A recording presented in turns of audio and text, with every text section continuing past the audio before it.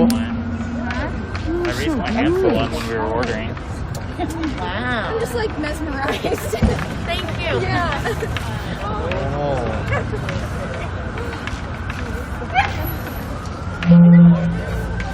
This German Shepherd right behind me is so cute. Oh my goodness.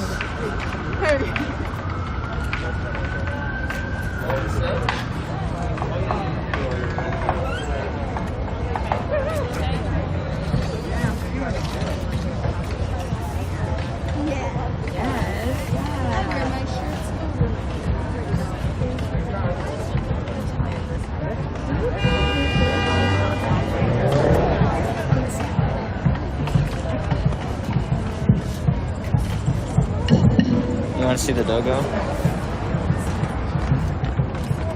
Oh, too late. Doggo went bye-bye. Oh, it's such a big boy. Jacket back on.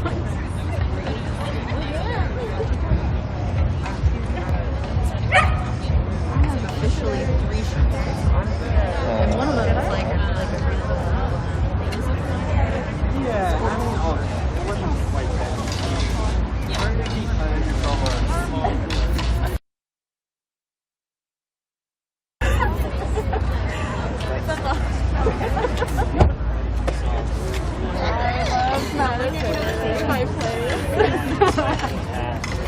Switch hands.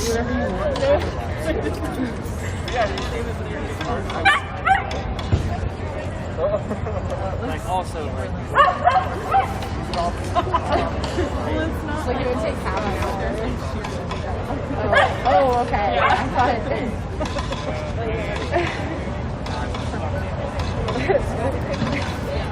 So do anybody have their t-shirts out of there? Yes?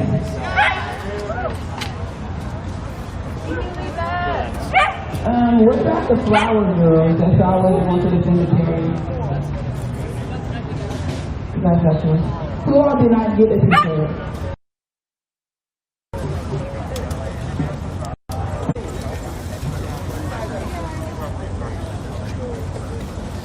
So raise your hand if you did not get a t-shirt and you're not a Conrad. You just popped up today.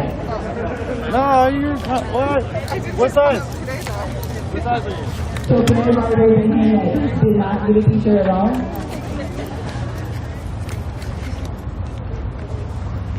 So I do have some people that are new to the group. So I just want to really say something. We are back to black.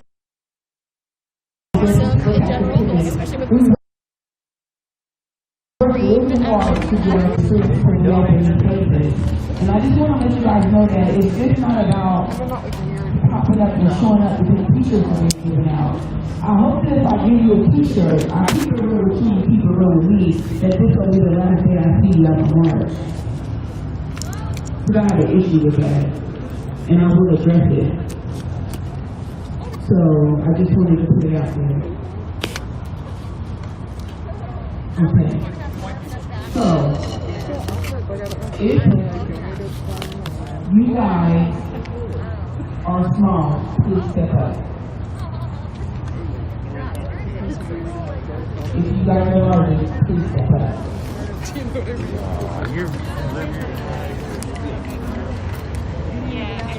Got medium? What's up? Got medium? Yes. Did you say somebody needs another 10? So I got 4. I'll give it to you. Thank you, bro. For my vest.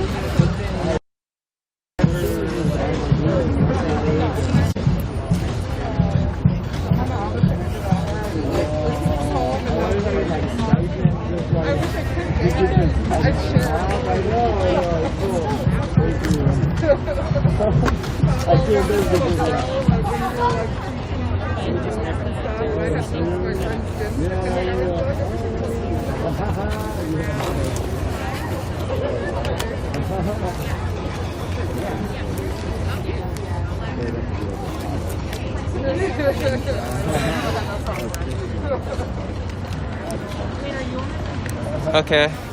You just can't see my press badge, but that's okay.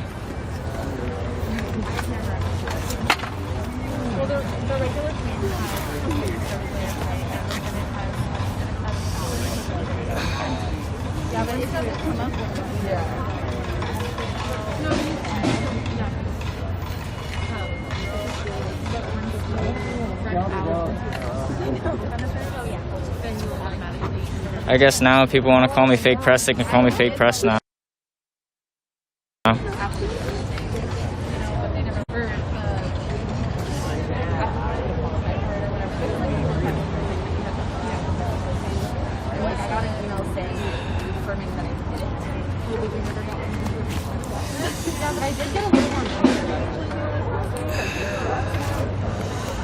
Come on. Clip, clip, clip, clip. There we go.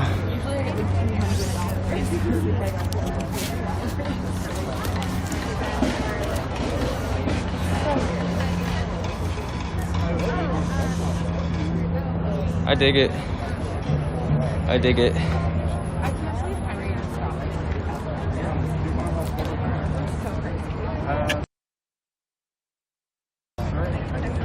I send you a picture of the staff?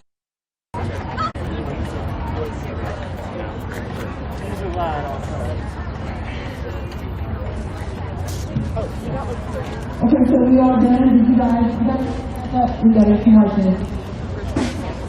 Come on.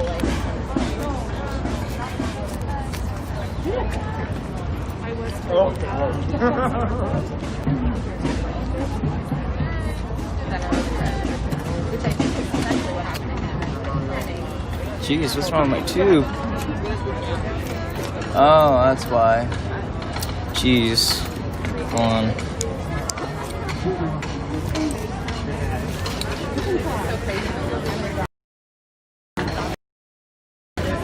I was wondering why I was sucking on air.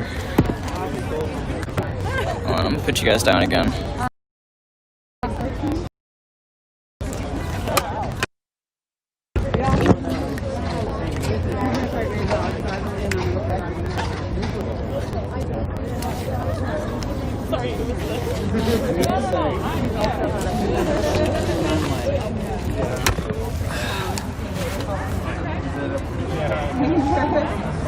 So we need to get you market. Everybody got their t-shirts, am I correct?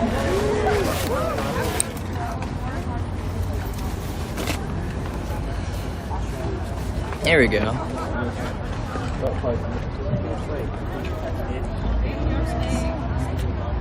Now we got water. Hold on.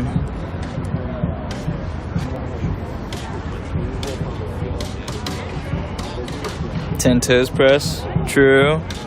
I like it.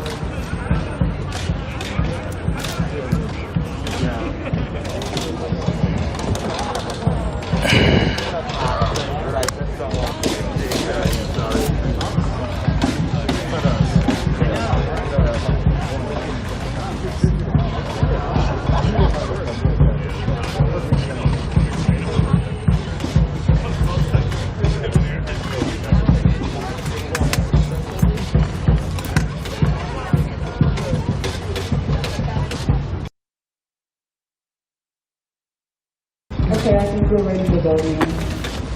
You want? Oh, okay, sorry. So there will be another set of shirts coming out soon. I have another 87 t-shirts that's coming out by Saturday, and I will be at the Black, what is it called? The No. Buy black. So if you want a t-shirt, you must buy a white t-shirt and come out there and get one.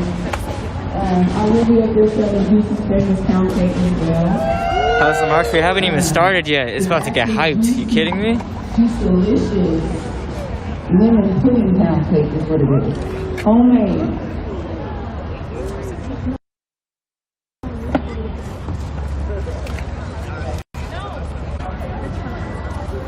Use some xenophobic words towards us. Sometimes they say that if you don't like Greece, you can go Turkey. Why? I'm a Greek citizen. I'm Turkish. It's not my fault. It's my gene. I'm Turkish, but I'm also Greek. Against this backdrop, it takes some courage to politically represent Greece's ethnic Turks. Sidgem Asifoglu is the leader of KIF, the Party of Friendship, Peace and Equality. Ama burada tek söylemek istediğim şeyi tekrar ediyorum. Yunanistan, Yunanlılara ait olduğu kadar biz Batı Trakya Türklerine de aittir. Biz buraya sonradan gelmedik. Burası bizim toprağımızdır, bizim ülkemizdir. Dolayısıyla eşit oranda bize aittir.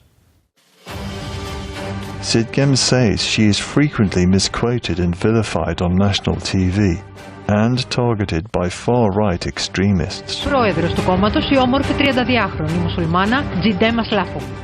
Tabii bu röportajdan sonra çok fazla tehdit ve çok fazla tehdit telefonu, tehdit maili, tehdit mektupları aldığını da söylemem gerekir.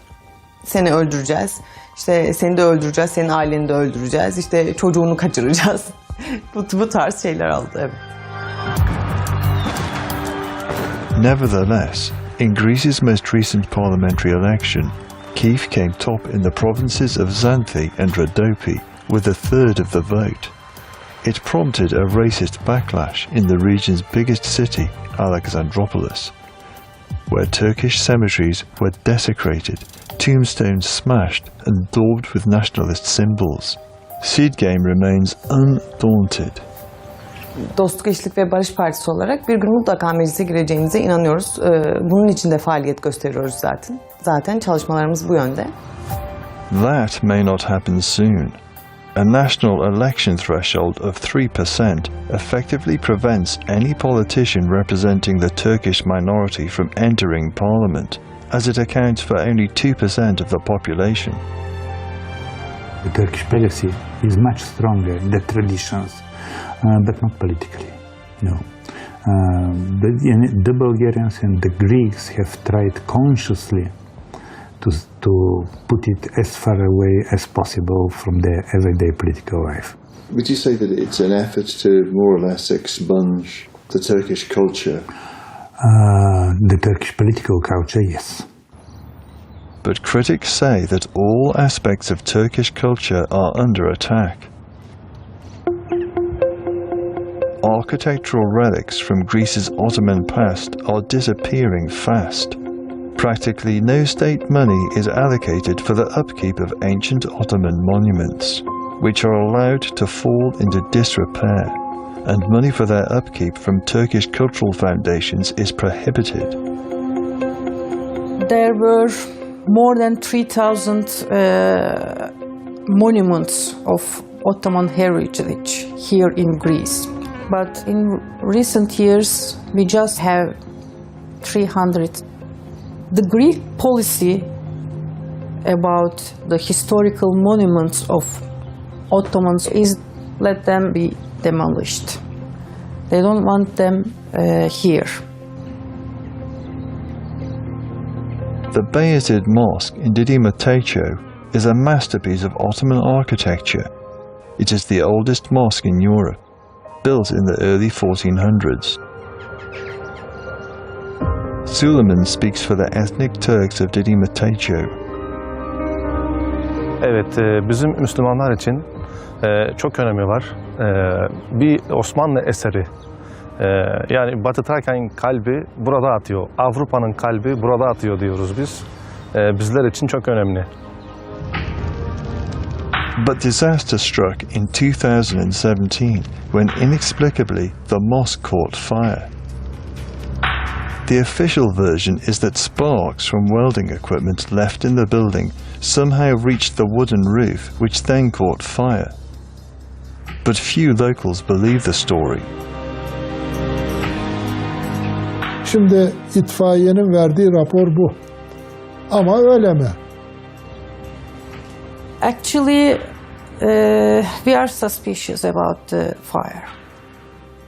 The Turkish people mostly believe that it's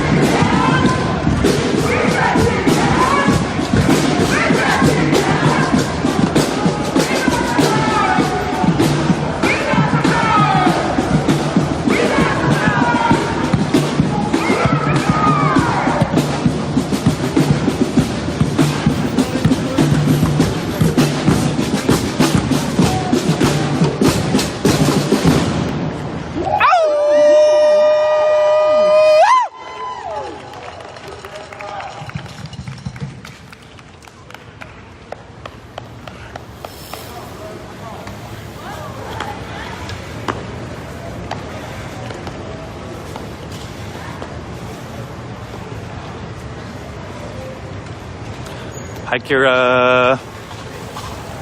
B, I got your B, I got your B.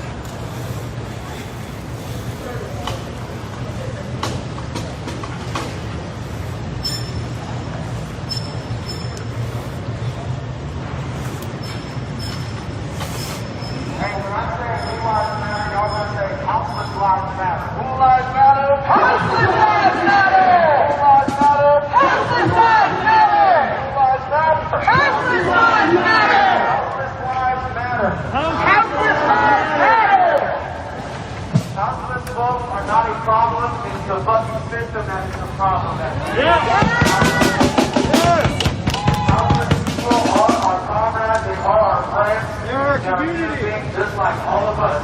They all have hopes and dreams and fears and anxieties. Just like you, they deserve housing. Housing should be a human right, period. Our kids, not handcuffs! Our kids, not handcuffs! Our kids, not handcuffs! Our kids, not handcuffs! Our kids, not handcuffs! Our kids, not handcuffs!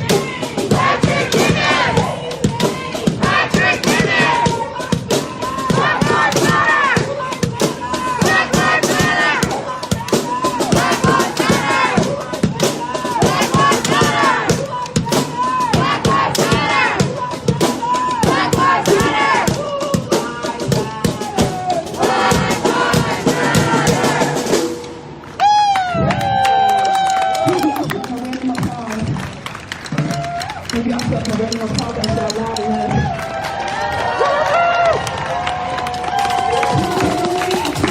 Others are just standing around taking a look at what you see, what a democracy look like. This is a revolution in the street right now going on. This is what a democracy looks like. So you shouldn't just want to stand around, you should actually join and take a stand. Because black lives do matter, and when black lives is under attack, what do we do? Stand up and fight back. When black lives are under attack, what do we do? When the Red House was under attack, what did we do? When the Red House was under attack, what did we do?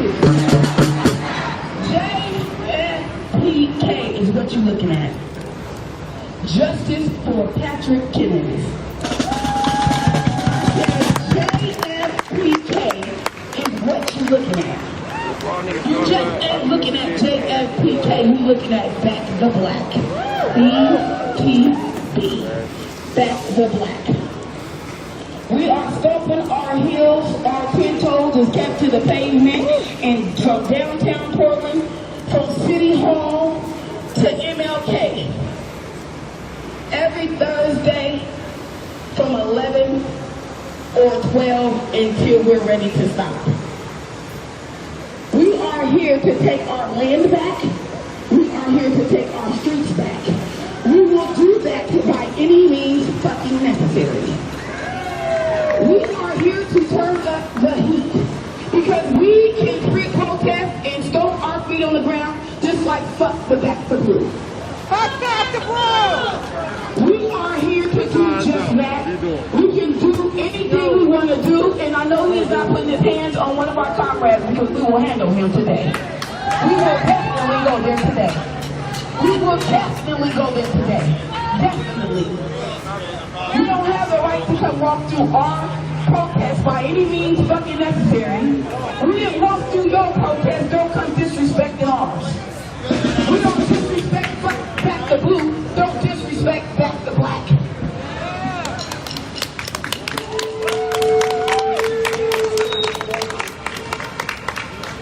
This is a revolution, my brothers and sisters. We gonna all take a stand and rise like a nation to the top. We're not gonna let the fuck Back the Blue take our energy from us. Because that's what they're here to do, to try to run downtown streets. Well, guess what? You will not run downtown streets. We deserve to come out here and protest just like you guys do. You want to come down here in front of the Justice Center and say Back the Blue? Why can't we Back the Black? Why come we gotta have one of your comrades come through our protest and hit one of our umbrellas? Well, if you hit us, we gonna hit you back. If you shoot us, we gonna shoot you back. We're not gonna sit here and play no games with Back the Blue because we're Back the Black. We all have freedom. So let freedom ring. Because we do have a dream that we're trying to get to, and that's justice for justice Patrick came into all others.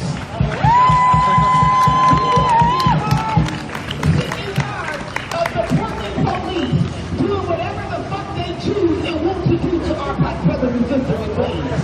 They will not continue to kill us. They are cowards. They run and attack like cockroaches. They sleep and act like mice. Pigs and a blanket fighting motherfuckers like bacon. They act like they go. Bitches. Enough is enough. This has got to stop. This KKK has got to stop. This proud boy shit has got to stop. This proud black crime has got to stop. I come out and I speak what needs to be spoken. I come out and I speak the truth. I come out and I say what needs to be said. I'll also do a little testimony about church and God if you know a little bit about it. So you can get all that or together if you come to JFPK. I have no understanding in why in the world would you come from Idaho. I did not say Idaho, I said Why would you come from Idaho, Vancouver, Washington, wherever else to come to downtown city streets where Portlanders that live here for many years, you come down here representing the blue. That's fine because you have the right to. But when you come walk through our city where we are doing JFPK and you send one of your comrades through here to hit one of our comrades, we will fuck you up. I tried to walk these streets peacefully, but when you come fucking with JFPK, there's a problem. We don't put our hands on you, you don't put our hands on us. We don't come destroy your group, don't come destroy ours. It's simple, follow directions. I know you went to school, but I would hope so anyway. This is a revolution. We're going to keep marching these city streets. We're going to keep chanting. We're going to fight. We're going to fight. We're going to fight. We're going to fight. We're going to fight. We're going to fight. We're going to fight. We're going to fight. We're going to fight. We're going to fight. We're going to fight. We're going to chant. We're going to chant. We're going to chant. We're going to chant. We're going to march. We're going to march. We're going to march. We're going to march. God damn it until we came through all three. Because I'm so serious about this JFPK and this PPP, back the Black Injustice for Patrick Timmons. I'm so serious for them two events to the point where if I can get my big ass up on the Injustice Center and be able to climb back down, I will stand up there 10 toes to the Injustice cement on the top of the building and yell, Black Lives Matter! Black Lives Matter! Black Lives Matter! Black Lives Matter! Black Lives Matter! Black Lives Matter! When your son gets shot 9 times in his back, I didn't say 1, I did not say 2, I did not say 3, I did not say 4, I said fucking 9. Nothing that night was supposed to happen. I don't raise none of my kids to be in none of this shit in the streets. I don't raise my kids to put their hands on nobody unless they put their hands on them. But what I will tell you, my brothers and sisters, is that it don't even matter no more whether you have a gun or you don't. They are going to shoot and ask later. How the hell do you shoot a black man 26 to 36 times? It takes more than one clip to unload to shoot somebody that many times, am I correct? How many times does it take to shoot a young 27-year-old man 9 times in the back before you can lay him down? If you shoot a person 1 time in the leg, they're gonna fall. You can even shoot them once in each leg, they're gonna fall. No, no, no. These cowards, they shoot in the back. They shoot in the head. If they feared their life, why didn't they shoot when Patrick Timmons was running frontwards? Why wait for him to turn around to shoot? Coward. Coward. That's what you call a coward. Then you tuck your ass underneath your mama's sheets. Well, guess what? Being the fact that you want to tuck your cheeks up under your mama's sheets, that umbilical cord that your mama had, that you supposed to have cut off, or your father should have cut off, that umbilical cord should have wrapped around your neck, the one that killed my baby and everybody else, that umbilical cord should have wrapped around your neck 9 motherfucking times. The same way you shot Mr. Timmons is the same way that umbilical cord should have wrapped around your fucking neck. And I mean that from the bottom of my heart. I don't wish death upon nobody. But when you take it to the streets and you put gun violence in your hands and you're supposed to protect to serve, you had the label on the side of your vehicle, protect to serve. You took that off because you know goddamn well you're not protecting to serve the city. My question to Ted Weaver today is, why did you have your local officers to protect to serve off of that police car? I would like to know that. There's a reason for everything, and I want that answer. Another thing I would like for all you brothers and sisters to do email Ted Wheeler and say, reopen his case. I said this last week and I hope that you guys did it. But any chance, by any means necessary that you get, please send him an email. I wouldn't give a damn if it was 7 days a week. Reopen his case. Reopen Patrick Kimmons' case. Take a second look at Mr. Kimmons' case. Take a second look at Mr. Kimmons' video. Not just Mr. Kimmons' video. You guys need to back that ass up and look at every 1,093 victims. Because I'm going to tell you something. It's about Patrick Kimmons today.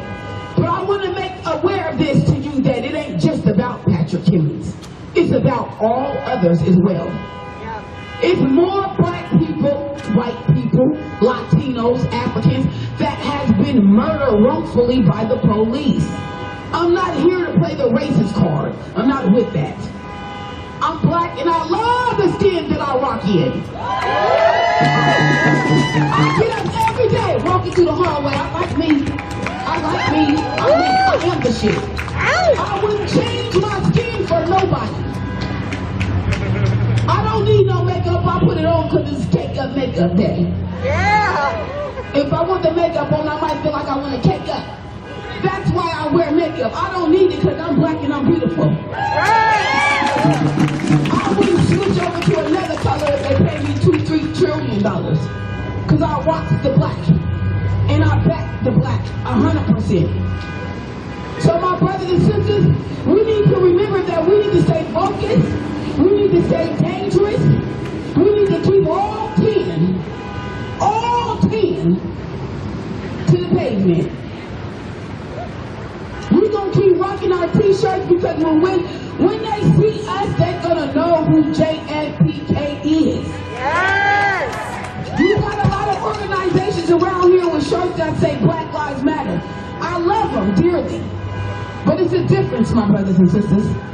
It's a difference. You got some out here for the money and I ain't the one. You got some out here taking your money and I ain't the two. You got some call themselves Black Lives Matter organization, but are you really putting it in there? Question. Are you really giving it to your comrades like they need it? Are you serving them on a platter like fish and grits? Because I'm going to serve it real hot. Yes. Whether you like it or whether you're not. I'm going to tell you like it is. You either with it or you ain't. When we come out here to these streets, we know we got to be, what? Careful.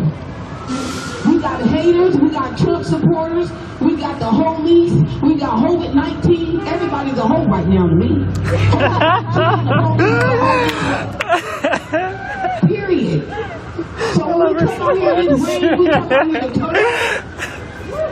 We don't turn down, we turn up. That's right. We laugh, we stomp, we chant, we yell, we scream. I might drop it low. You never know. I got different mood swings. Yeah. I can be talking 1 minute and then, oop. Drop it the next. Fuck around, get in the middle of the street to the butterfly. It is what it is. We're here to turn up. As long as we are chanting, marching, screaming, and yelling these names, these victims' names, these soldiers' names that has been killed by the holies, we can do what the fuck we want to do in downtown city streets. We are what you call Black Lives Matter. We are what you call JFPK. We are here to back the black.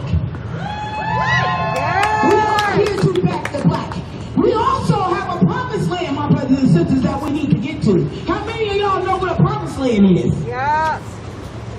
We have a promised land that we need to get to. But all before we get to that destination, we will get justice. We will win, my brothers and sisters. That's right. We will win, my brothers and sisters. And when we win, we will stand in the middle of downtown street. We will march from downtown to MLK if I can make it. Yes. We will get to MLK and we will stand in the middle of the street and block all cars, trucks, cats, dogs, it don't matter. And we will stand here and say justice has been served. Yes. Justice has been served. Well job, JFPK. Well job. Because we gonna get that. We got to get this done. So we are here today because we are going to turn up the heat. And what I mean by turn up the heat, we gotta start going. How many organizations have you seen paused? I've seen thousands walking. I see none. And I'm gonna keep it real. I see Antifa doing major work in the city streets. And I don't, let me say something. I don't believe in tearing up buildings and busting out windows because guess what? It doesn't do no good. They got full coverage. That shit'll be right back. They'll knock it right back down, but it still don't do no good. You end up doing 10, 15 years. Your comrade ain't gonna put no money in your books. You're gonna get sick individual, baby. Period. But I must say, with all these Black Lives Matter organizations that we have in the city of Portland, they have all paused. Due to COVID-19, you got me fucked up. JFPK will not pause.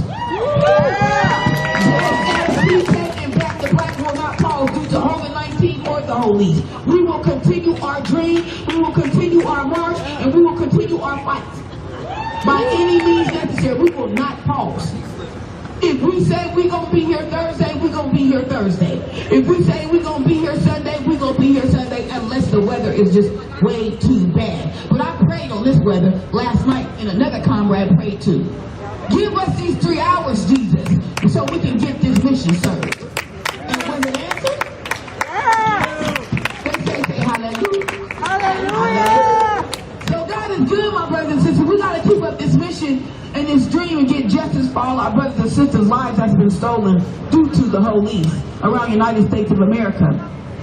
We will continue marching, we will continue chanting, we will continue everything that we need to continue in these streets to make it successful for our brothers and sisters to live in. One thing I want to touch base on is black on black crime. Right now, our popularity is spiked.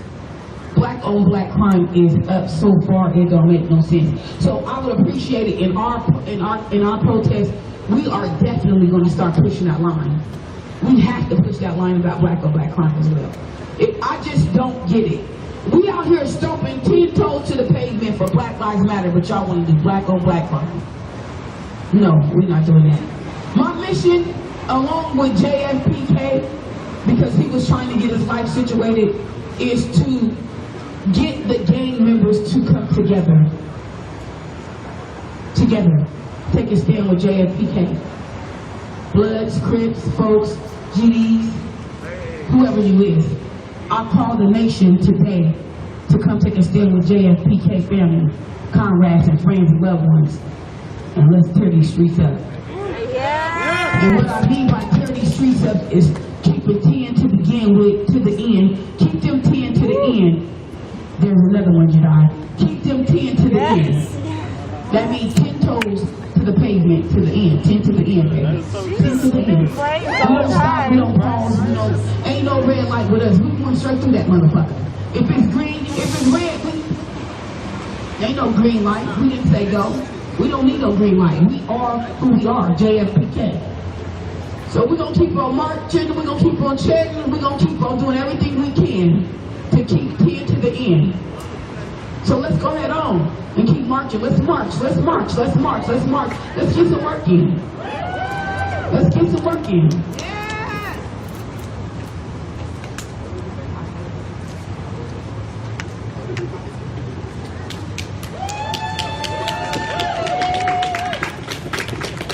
Give yourself a round of applause.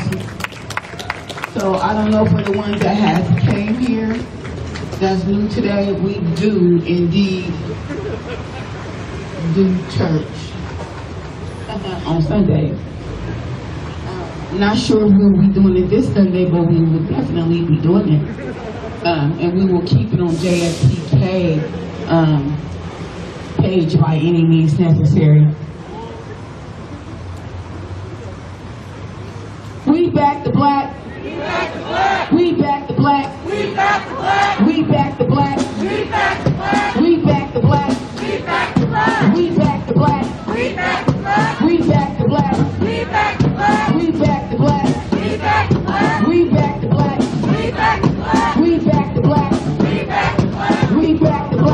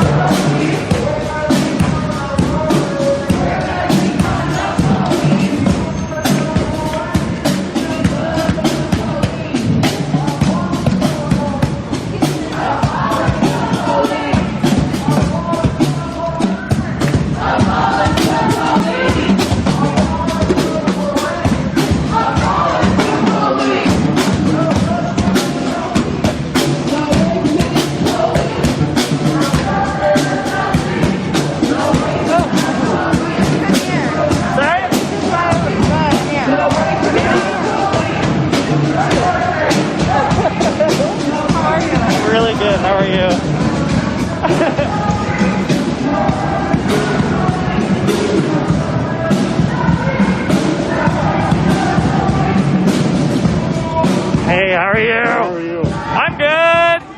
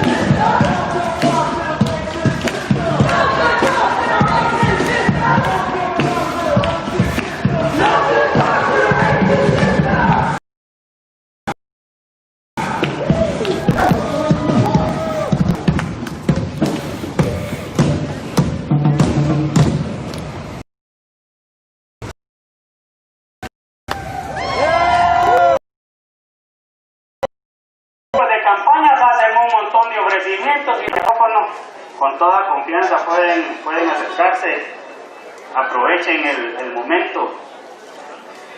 Y yo solo hacer énfasis en lo que decía Marco Tulio, que cuando es época de campaña van, los saludan, les dan la mano, los abrazan, les dicen mira aquí estamos, cualquier cosa. Hoy que queremos hablar con ellos, la muni cerrada. Pero no vaya a ser época de campaña porque hasta besos les dan. Pero cuando se quiere dialogar con ellos, cuando se quiere venir a hablar con ellos, no se puede. ¿Verdad? Qué lamentable es eso. De verdad que... Y esto, a los que están aquí, a los que nos están viendo a través de las redes sociales, que quede bien. Y yo lo he venido diciendo durante muchos años. Quien manda no es el consejo ni es el alcalde. El pueblo los elige, el pueblo los puede quitar cuando quiera. Y refiriéndome a todas las administraciones que han pasado y a las que van a venir en el futuro, para que quede claro y por si aquí hay algún candidato a alcalde que dentro de 3 años se va a querer postular, que lo tenga claro también esta parte, que ellos son servidores y trabajadores públicos, no son dueños de una empresa ni de una finca para que hagan lo que quieran, se deben al pueblo y para el pueblo, y eso lo tenemos que tener bien claro, no solo ellos, sino que todos los monjeños y monjeñas, debemos de tener bien claro eso. Si el pueblo es el que manda, las administraciones municipales deben de rendirle cuentas al pueblo porque el pueblo es el patrono de ellos. Así deben de ser las cosas, para que ustedes lo tomen en cuenta. Y yo los invito a que dejemos de estar dormidos. Ya no podemos ser pasivos, ya no nos podemos quedar dormidos. Debemos de exigir un trabajo, una administración de los recursos honesta y transparente. Yo se los dije en un foro que tuvimos en el salón municipal que nosotros organizamos con todos los candidatos. Sean transparentes, denle cuentas al pueblo. Y lamentablemente no se ha hecho. Y eso también es algo que nosotros debemos de exigir. Son trabajadores, son servidores públicos, están sujetos a críticas, están sujetos a que el pueblo los critique, están sujetos a escuchar al pueblo. Y eso debemos de tenerlo bien claro y para las futuras administraciones que vengan también. Debemos de estar bien claros en eso. Entonces, si no hay alguien más, nosotros vamos a hacer lectura de un par de documentos que tenemos, que nosotros enviamos a la municipalidad, al Consejo Municipal. Aquí viene Muy buenas tardes a todos. Los felicito por su presencia. Felicito a los que nos han representado. Muchos tal vez no me conocen y dirán, ¿y este qué? Pues si también fui afectado por el recibo de la luz, en estos últimos meses me subió de 600 a 900 quetzales. Felicito a todos los que están aquí presentes, como también critico a aquellos que no vinieron, porque se quejan de que el recibo de la luz no me alcanza para pagar, pero a la hora de que se les atire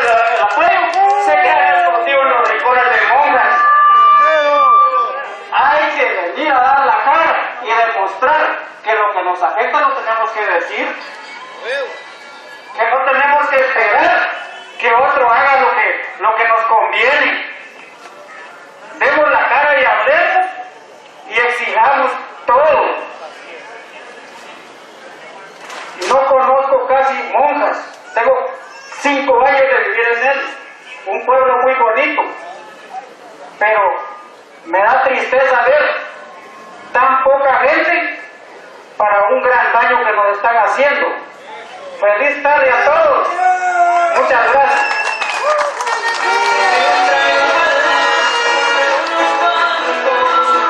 Si hay alguien más, la voz femenina también nos gustaría escucharla en esta tarde. Si hay una mujer de esas valientes una mujer de esas valientes también que quiera hacer uso del micrófono, pues también acá está. Y si no, vamos a proceder con lo que tenemos programado. Vamos a leer un par de notas, una que nosotros enviamos a la municipalidad y la respuesta que la municipalidad nos dio. Y por último vamos a leer 4 peticiones muy concretas que nosotros tenemos en esta tarde. Entonces dejo el espacio, si no, procedemos a leer los documentos.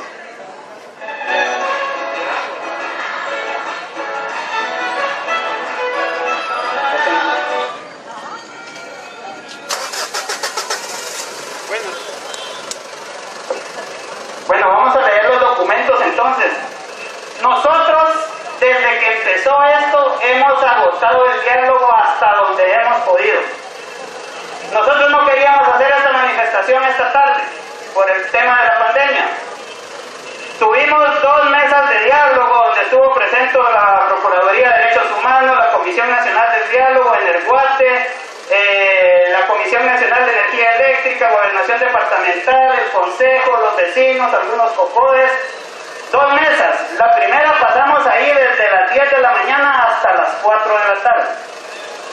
En la segunda pasamos de las 9 de la mañana a mediodía. Habían acuerdos que habíamos llegado en esa mesa de diálogo y que no se respetaron. Fueron tirados a la basura y al final hicieron lo que ellos quisieron. Eso no se hace, eso es que nos estén haciendo perder el tiempo a todos y que al final ellos hagan lo que ellos quieren. Para eso son las mesas de diálogo, para llegar a acuerdos y que se respeten.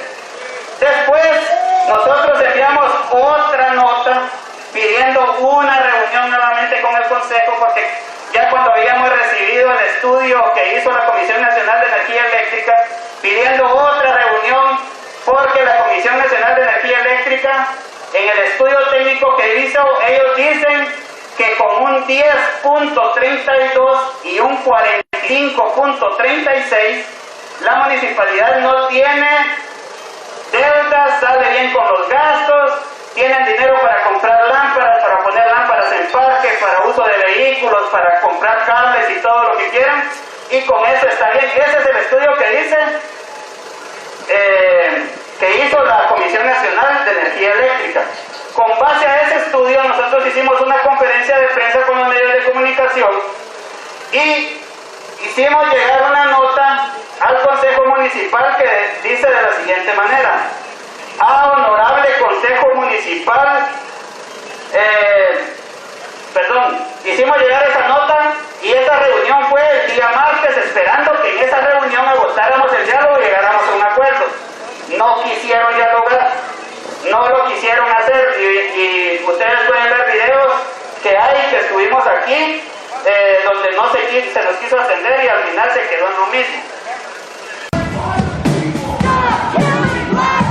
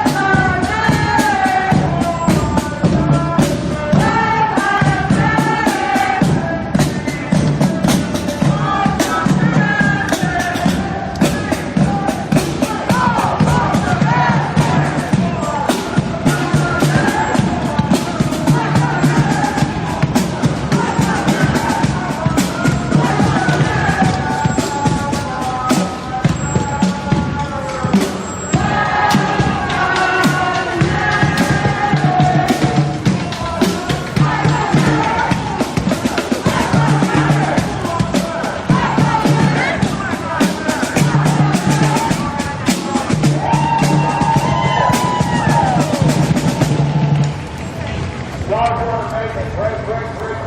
really is. It really is.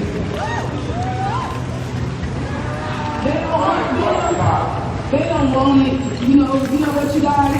This is real serious, and the serious of the fact is that we have now succeeded another mission because they are scared to stand in front of the Injustice Center now.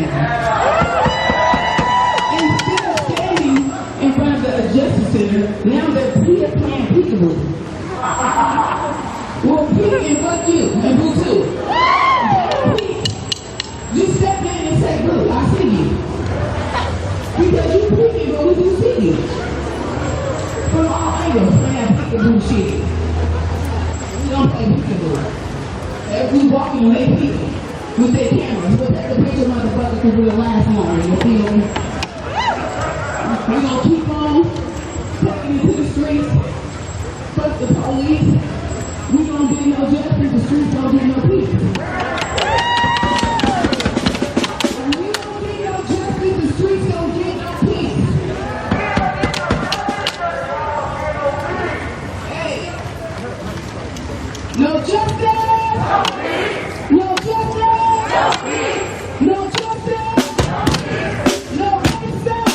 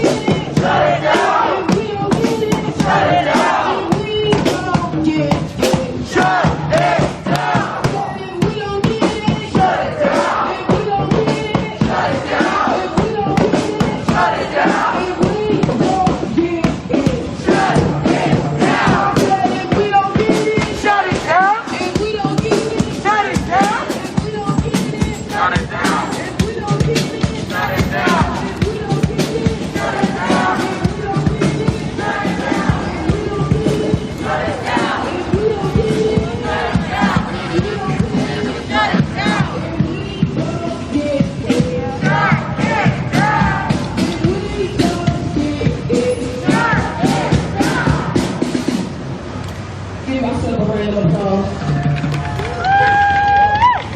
This morning Southwest Airlines included the Spirits. Y'all know how I'm going to get how I get it. We jumped back on Spirits for a round trip ticket. We got our final destination. That's Frontier. Here's where my son got shot 9 times at. Actually, he went from the end of the block, kind of swiggle like Pac-Man through the bushes and ended up dead 9 times back. This is where it is, this is where it happens, this is what you see, this is what you get from the police. So, this is our final destination. But I wanted to come back here to make it a final destination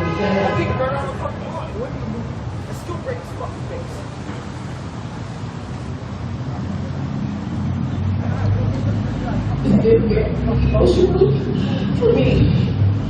For these months, for some reason, I just wish was going through it. I can't seem to shake it. Usually I shake it and be able to continue my day with this happening. This been going on since Thanksgiving. Sometimes I'm up, sometimes I'm down. Sometimes I'm not up at all. I seem to feel like I'm drowning. But I know that I gotta keep swimming. You know, to get justice for myself and everybody else. It's hard. And it's hard as a parent to be the only speaker in Portland, Oregon, and I could not be the only mother that has buried their child due to the police. Why ain't you black people that's kids been murdered a beast the way I am. That's my question to the community. Where is all the BLM mothers and fathers at? I'm talking to each and every last one of you.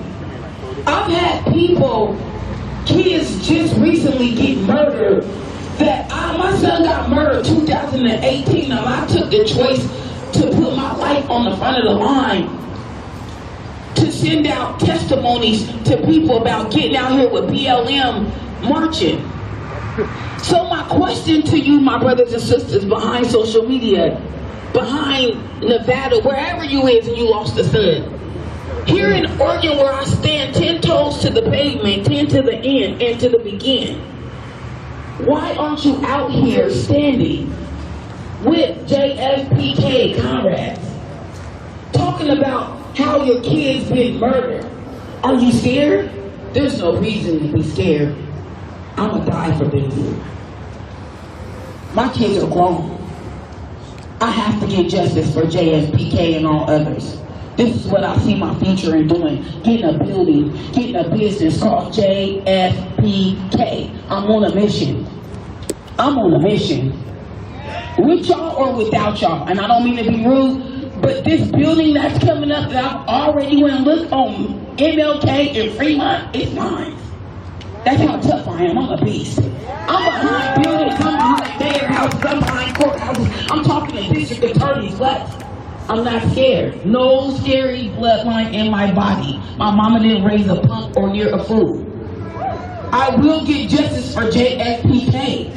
It may take a minute, it may take a while, but it doesn't matter as long as I stand tall through it all and get it. But again, my question again, my brothers and sisters, is why come when it takes your own child to get murdered to walk in the field with the comrades? It should not have to take that.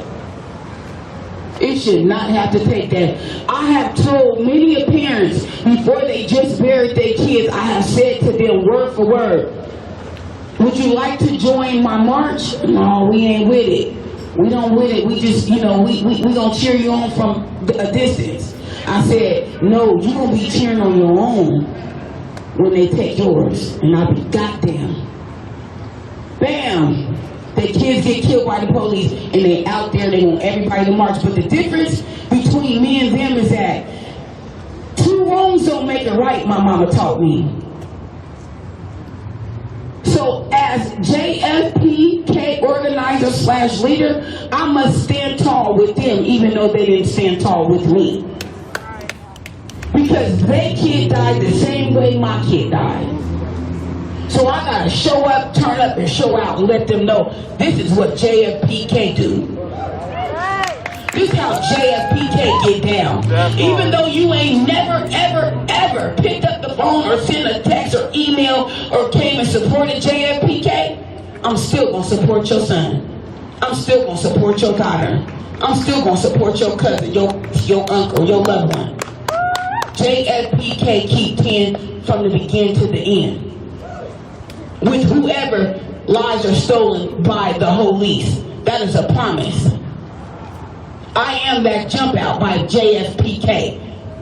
You don't know when I'm gonna come. I tell you I can't make it and show up. Cause I gotta make it happen regardless. But I appreciate all you guys for taking the time out to come out once again. The shirts are looking beautiful on each and every last one of you guys. I would like to take a big picture of all of my comrades.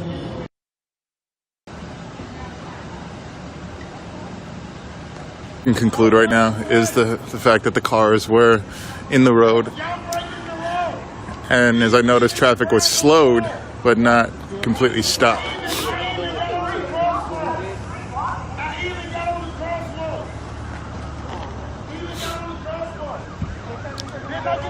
As you see, there's now police cars coming from all directions, coming down the wrong way down 6th Street.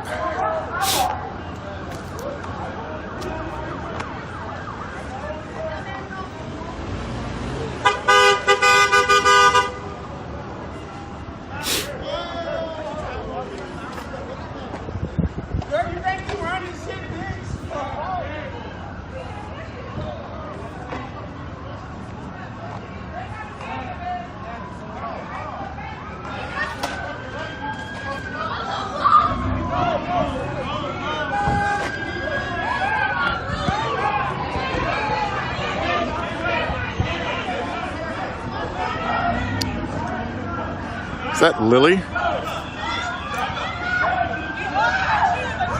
They're arresting Lily? Are you kidding me right now?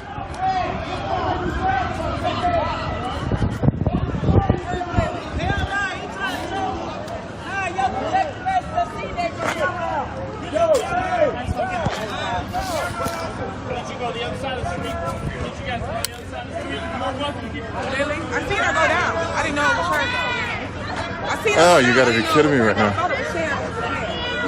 She is a child. Oh, that is beyond frustrating. They shouldn't have been able to touch Lily. She's a fucking child. She's a fucking child. Yeah, we call backup too, bro. And they know she's a fucking child. I ain't fucking with David now. Now they fucking with Dave? I imagine he's pissed. I can imagine Dave is pissed. Y'all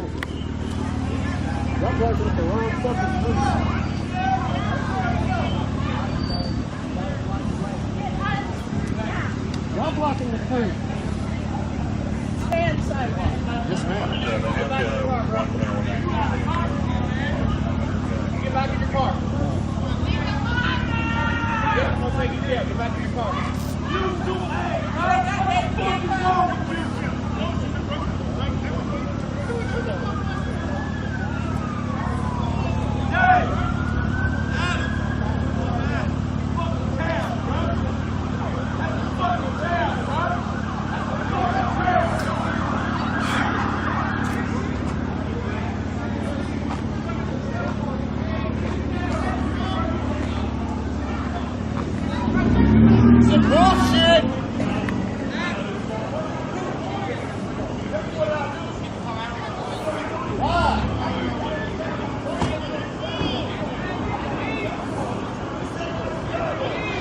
Did they get Dave or they let Dave go?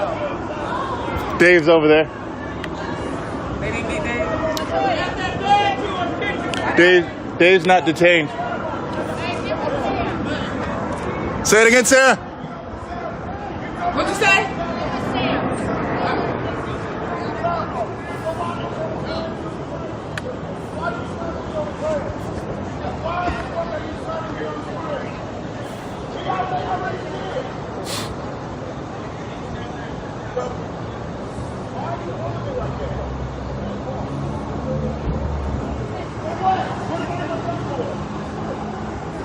What am I under arrest for? What am I under arrest for? Who's going, Antonio? Is that Antonio? That's Emmanuel. Emmanuel. I got it.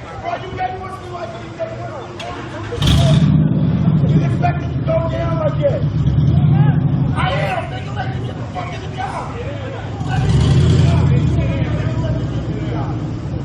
I ain't no go. Let me get the fuck in the car. I know I'm going to jail. Let me sit down. I ain't no dog. I ain't no dog. I believe. I think.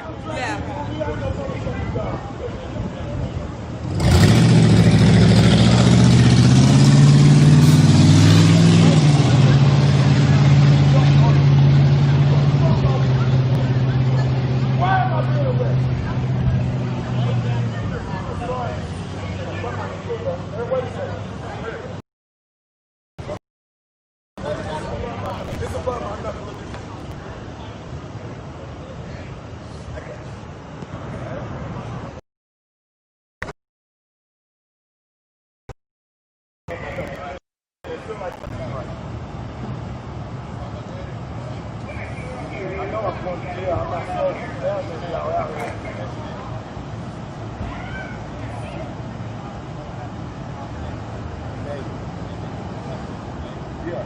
They tell me why they arrested me for. When they told me to get out of the street, I got out of the street.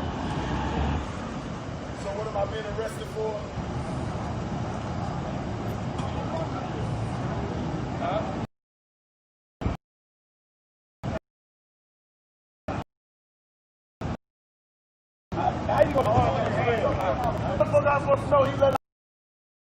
People arresting them, and here we have. I know someone asked. This is Emmanuel. They got cameras on. I knew exactly what My fingers are almost gone, but I'm going to try to hold on as long as I can.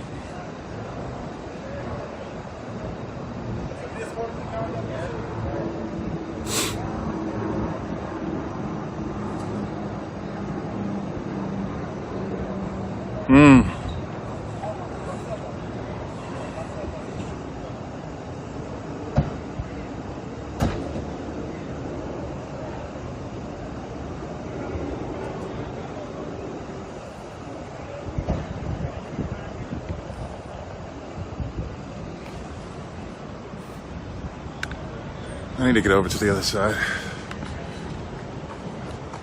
Come on, fingers.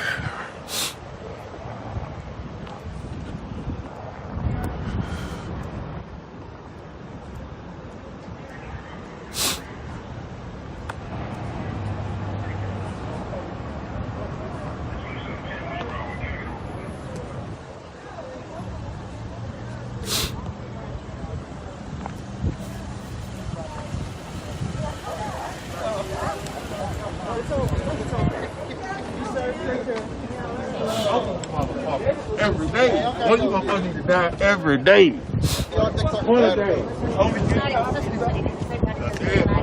What a day. What a day. What's up? What's you to take the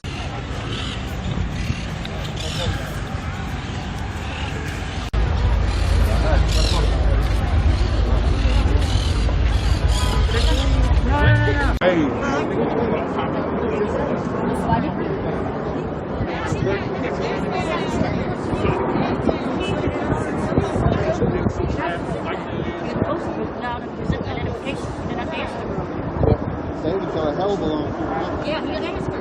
She went ahead and I didn't put on her. But oh, they got this stuff. They just sent her to do that. They put her.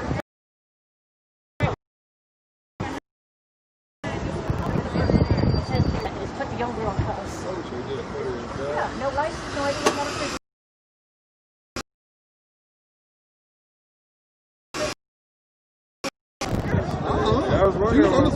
Yeah. I said, I got my mine's in the car. When I get it. So she was on the sidewalk. Police jump on the sidewalk and arrest Lily? That's crazy. I was on the sidewalk, weren't you? Yeah, I saw her on the sidewalk too, being arrested. It looks like it. Like, you know, obviously I don't want anyone getting arrested, but like, Lily? They know who the fuck you are.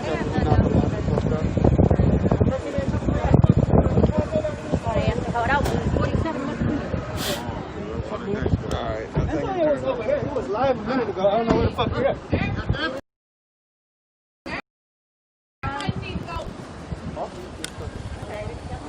Hey, Mister, somebody got upstairs my car. I'm gonna go check on it. Yo, let's hurry.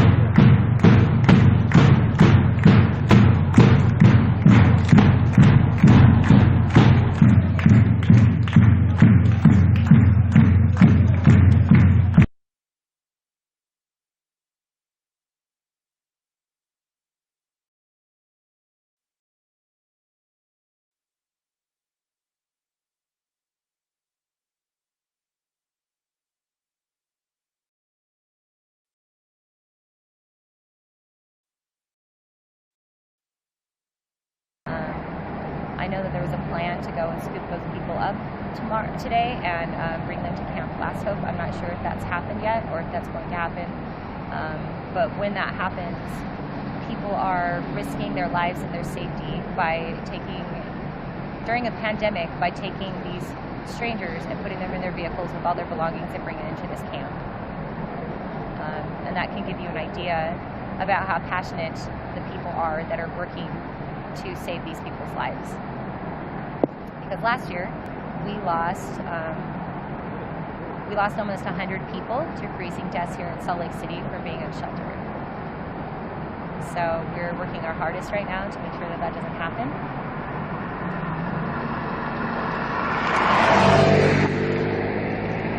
But it ain't easy. Hi, Aaron. Who's giving the police officers orders? That's a really good question. It's interesting. It's interesting because it's kind of a conglomerate where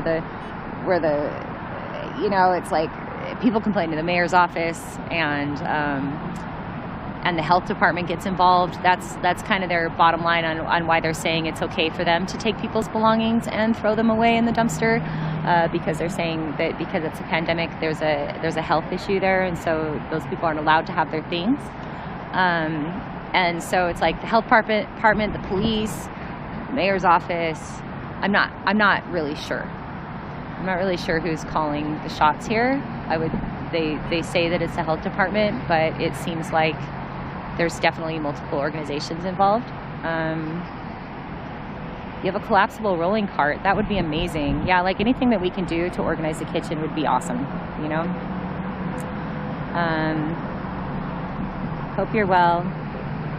Good on you for fighting the good fight. Yeah, I'm doing really well, actually. It's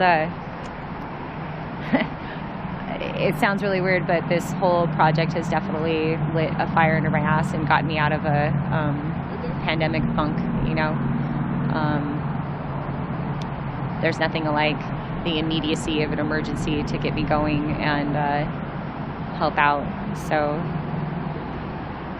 I'm happy to be involved in this project, and it's something that's very near and dear to my heart, and I think that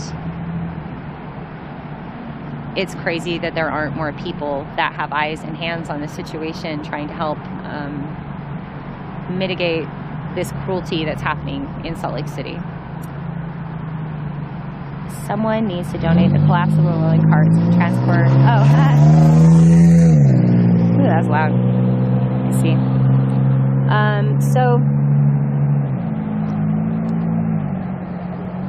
So yeah, basically,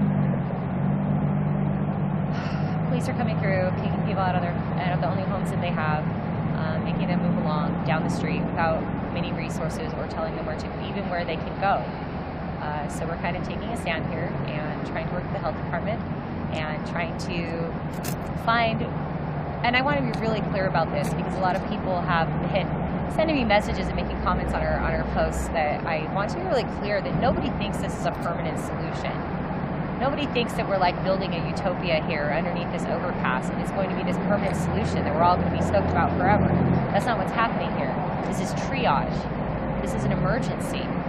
This isn't just a crisis that we've been experiencing, especially for the last couple of years in Salt Lake City, but we're in an emergency right now where there are people on the streets in freezing cold weather that have nowhere to go and no warmth and no help. So for anybody that keeps trying to tell me that we shouldn't be building stuff here because it's just going to get torn down and it's unnecessary and we should find a more sustainable solution, I would love to hear what your sustainable solutions are. And we definitely, it's not like anybody that is here working on this project isn't working with the city, with our city officials, trying to figure out better permanent solutions. But for now, we don't have one in this city.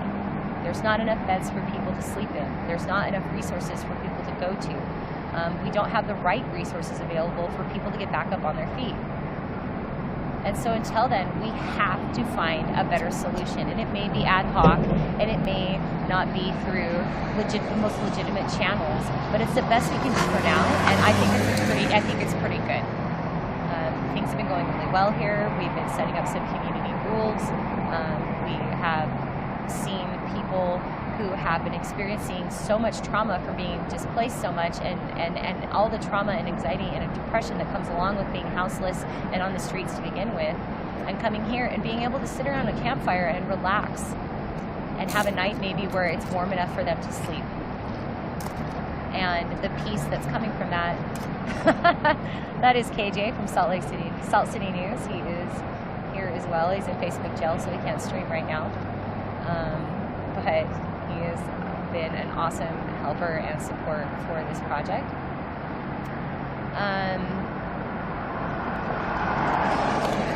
So yeah, we're seeing people who have been going through a lot of trauma, who have been experiencing a lot of issues. A lot of people have lost their medications in these camp abatements, so we've had to send people to the ER because they had a heart condition and they lost their medication last week in the abatements. We've got people who have seizure medication that they need, but they aren't able to get it because they lost it in the abatement and they can only get it once every 30 days because it's a controlled substance.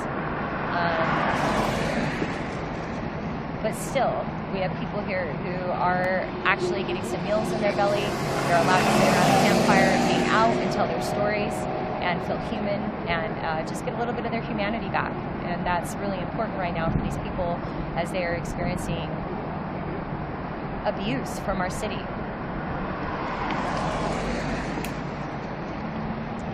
Let's see here. I'll come out and help.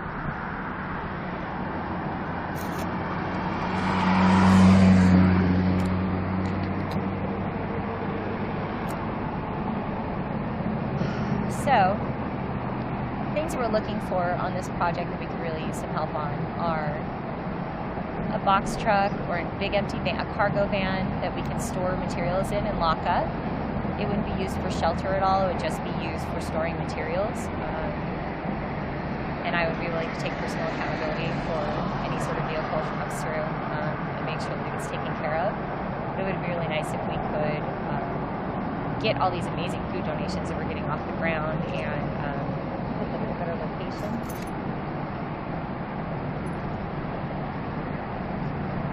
We're definitely always looking for dry firewood. We had somebody bring a couple truckloads of wood, but it was still wet. Some people don't know that you can't just cut down a tree and burn it. When you cut down a tree, it takes a while for that tree to dry out and cure so that it burns properly and creates good firewood. So when we have those wet logs, it's really difficult to keep them going, and they mostly just smolder and make a big mess. So we could definitely use firewood. Building materials are always awesome. Coolers to protect the food. Plastic bins. We're looking for power sources. People have been bringing down car batteries with inverters, which is amazing because people can charge their cell phones. We can put a little light in, and that's been really nice.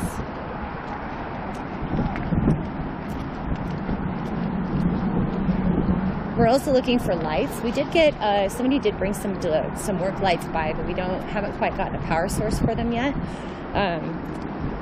We aren't really stoked on the thought of using a generator, but we're also, aren't going to say no to a generator at this juncture, because any sort of source of power would be awesome. There are some lights here under the overpass, but they turn on and off constantly.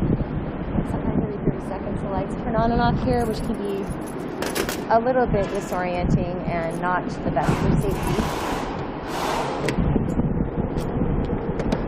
A little tour of all the progress that's been made today in just a second. I just gotta grab another layer. It is bitter cold today. There's a big wind coming through. It's super, super cold, and we are working on getting the fire stoked. People are cooking weenies on the campfire. We'll probably get some dinner going here pretty soon. Oh yeah. And we'll be on our way. So let me just put this jacket on real quick. I got the full Carhartt tuxedo on today. Bibs and a jacket. You know it's serious when I get the tuxedo on. Yeah, it is just the coolest. slightest wind coming through.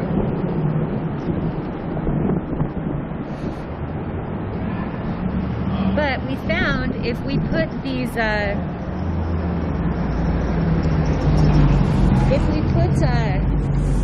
if we get all the fires going here, which are sanctioned by the fire department, they told us we were okay to do our fires as long as we keep them inside of the fire pits that we built. A bunch of people came over and brought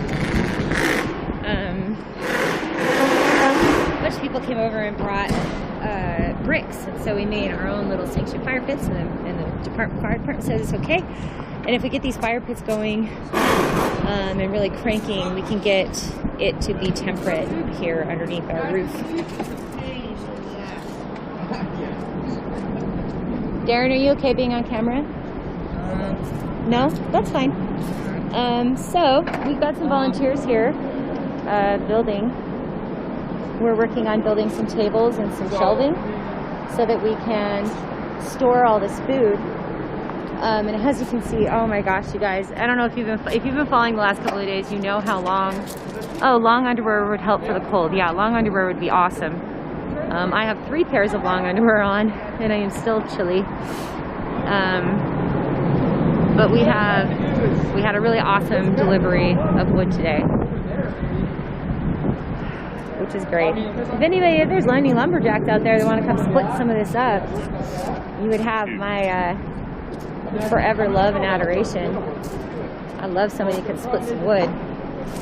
As you can see, we've had some large food donations, a lot of vegetables, a lot of fruits. So these are all food donations that we're going to spend the evening organizing as soon as we get all our shelving built. So yeah, we know this isn't a permanent location, but this is happening right now. You know, you can come after me and tell me that we shouldn't be doing this, but it's happening. So how do we move forward with it?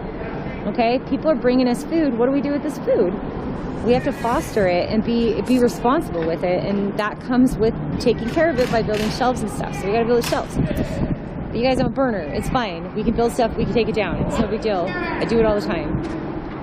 It's my wheelhouse. So we know this isn't permanent. We're not trying to make it so, but we're just doing what we can for now to keep these people alive and keep them comfortable and let them have a little bit of creature comforts that they haven't had in a long time. They just want to feel safe. We picked up this dope table from the side of the road. I'm pretty excited about it. Thanks for whoever dropped that off. I love the curbside pickup for things, the recycling program that people do. Just put it out, someone takes it. This is our Christmas tree. It fell over, but I'm gonna fix that as soon as I stop streaming. And we're gonna decorate it probably tonight or tomorrow and have a little celebration. That's been really fun. What? Yeah, it looks like a blowover. I'll fix it. I'm gonna build a little stand and like do it proper and put it on a pallet so that people can put presents underneath it. The presents are up off the ground. Yeah. I got a whole plan. I've been thinking about it. I got some fabric too. It's gonna be lovely. Probably just start cranking on getting the fires going, eh?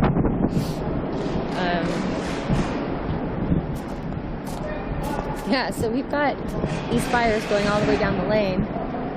And we got it, when we got the fires really going the other night, we got up to 60 degrees underneath here, which you can imagine if you have been living outside with no cover and haven't been in a building for months, how wonderful it must feel to at least just be able to be at least a little temperate.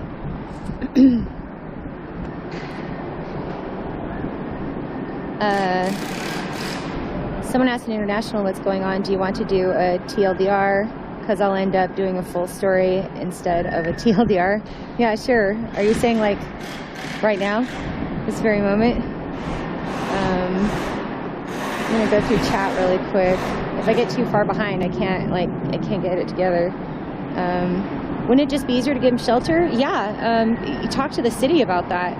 Yeah, it'd be awesome if all of these people could be sheltered, but we don't have that available to us. It's not available.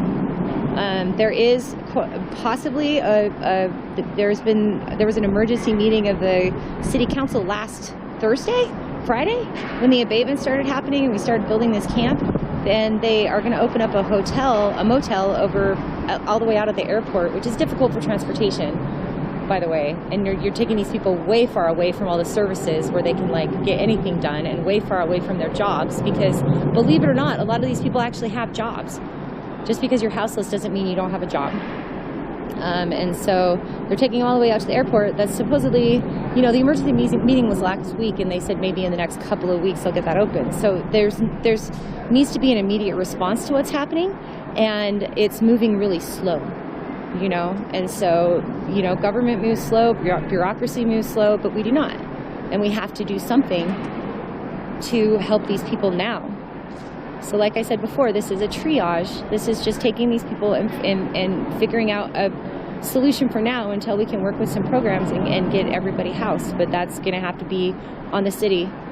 And if you didn't see Erin Mendenhall's post the other day, she said that it's not necessarily... She called out all the other cities in Salt Lake Valley and said that they need to help too, and that it's not Salt Lake City's responsibility necessarily to take care of the houseless crisis here. I highly suggest going and checking out her post about that and making comment if you feel so inclined. Mayor Erin Mendenhall.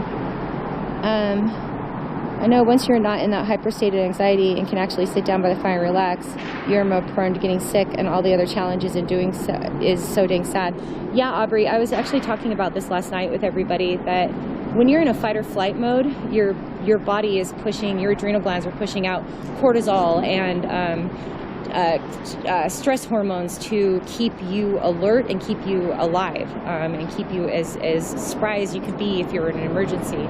Once you get out of that, there's a shock that happens where your body stops dumping all those hormones, and you go through a lag where there's a big emotional release. A lot of people will find when they've gotten in, you know, you get into a really bad accident or something really traumatic happens, you have a freak out about it, and then you're able to, once your body feels like you're in a safe space, you start bawling, you know, you start crying, you have a breakdown, whatever that looks like for you. And that's because once you are safe, you finally have time to process what's happened to you, and it's a lot, you know. So let's see here. Yeah, solar panels would be awesome. Long underwear would be awesome.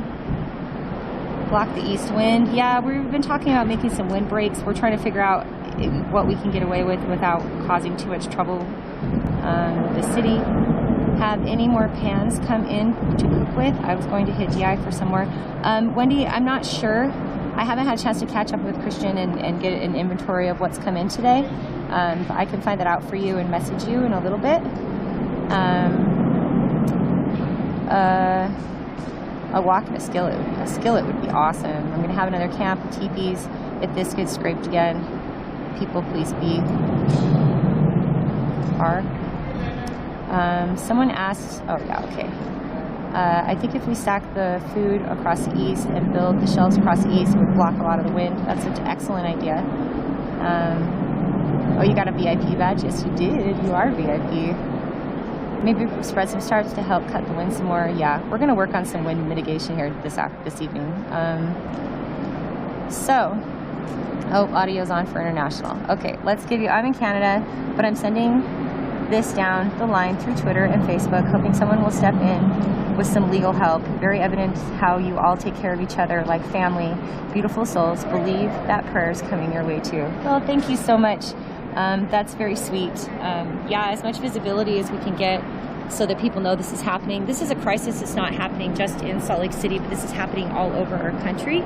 And with all the mass evictions that are going to be coming down the pipeline in the next couple of months, we're going to see a lot more of this. And so I personally believe that this is a huge crisis hitting our nation that needs to be addressed before it gets out of control. And our city officials posting online that it's not their problem is not, I'm not super stoked about that. But yeah, we just need to, as always, be disruptive until someone does something about it. Because if these people just keep getting kicked around and regular citizens like myself don't stand up to what's happening, then it will just keep going through the cycle. So here's a recap for anybody who's just coming in. I'll give you a little version all the way from the beginning. So our big shelter in Salt Lake City that was kind of a central hub for the unsheltered neighbors here in Salt Lake City got shut down last year and torn down. And they opened up a few smaller shelters on the edges, outskirts of the city, which is a little bit of a transportation issue. But and there are other issues involved in which there was a several hundred bed disparity between the shelters that they shut down and the shelters that they opened. Salt Lake City used to lead the country in our houseless programs here. Just 5 or 6 years ago, we were getting accolades. There were national articles coming out about how great we were doing handling the unsheltered issues that we faced here in our city. And that all went to the wayside. The road home got knocked down for development.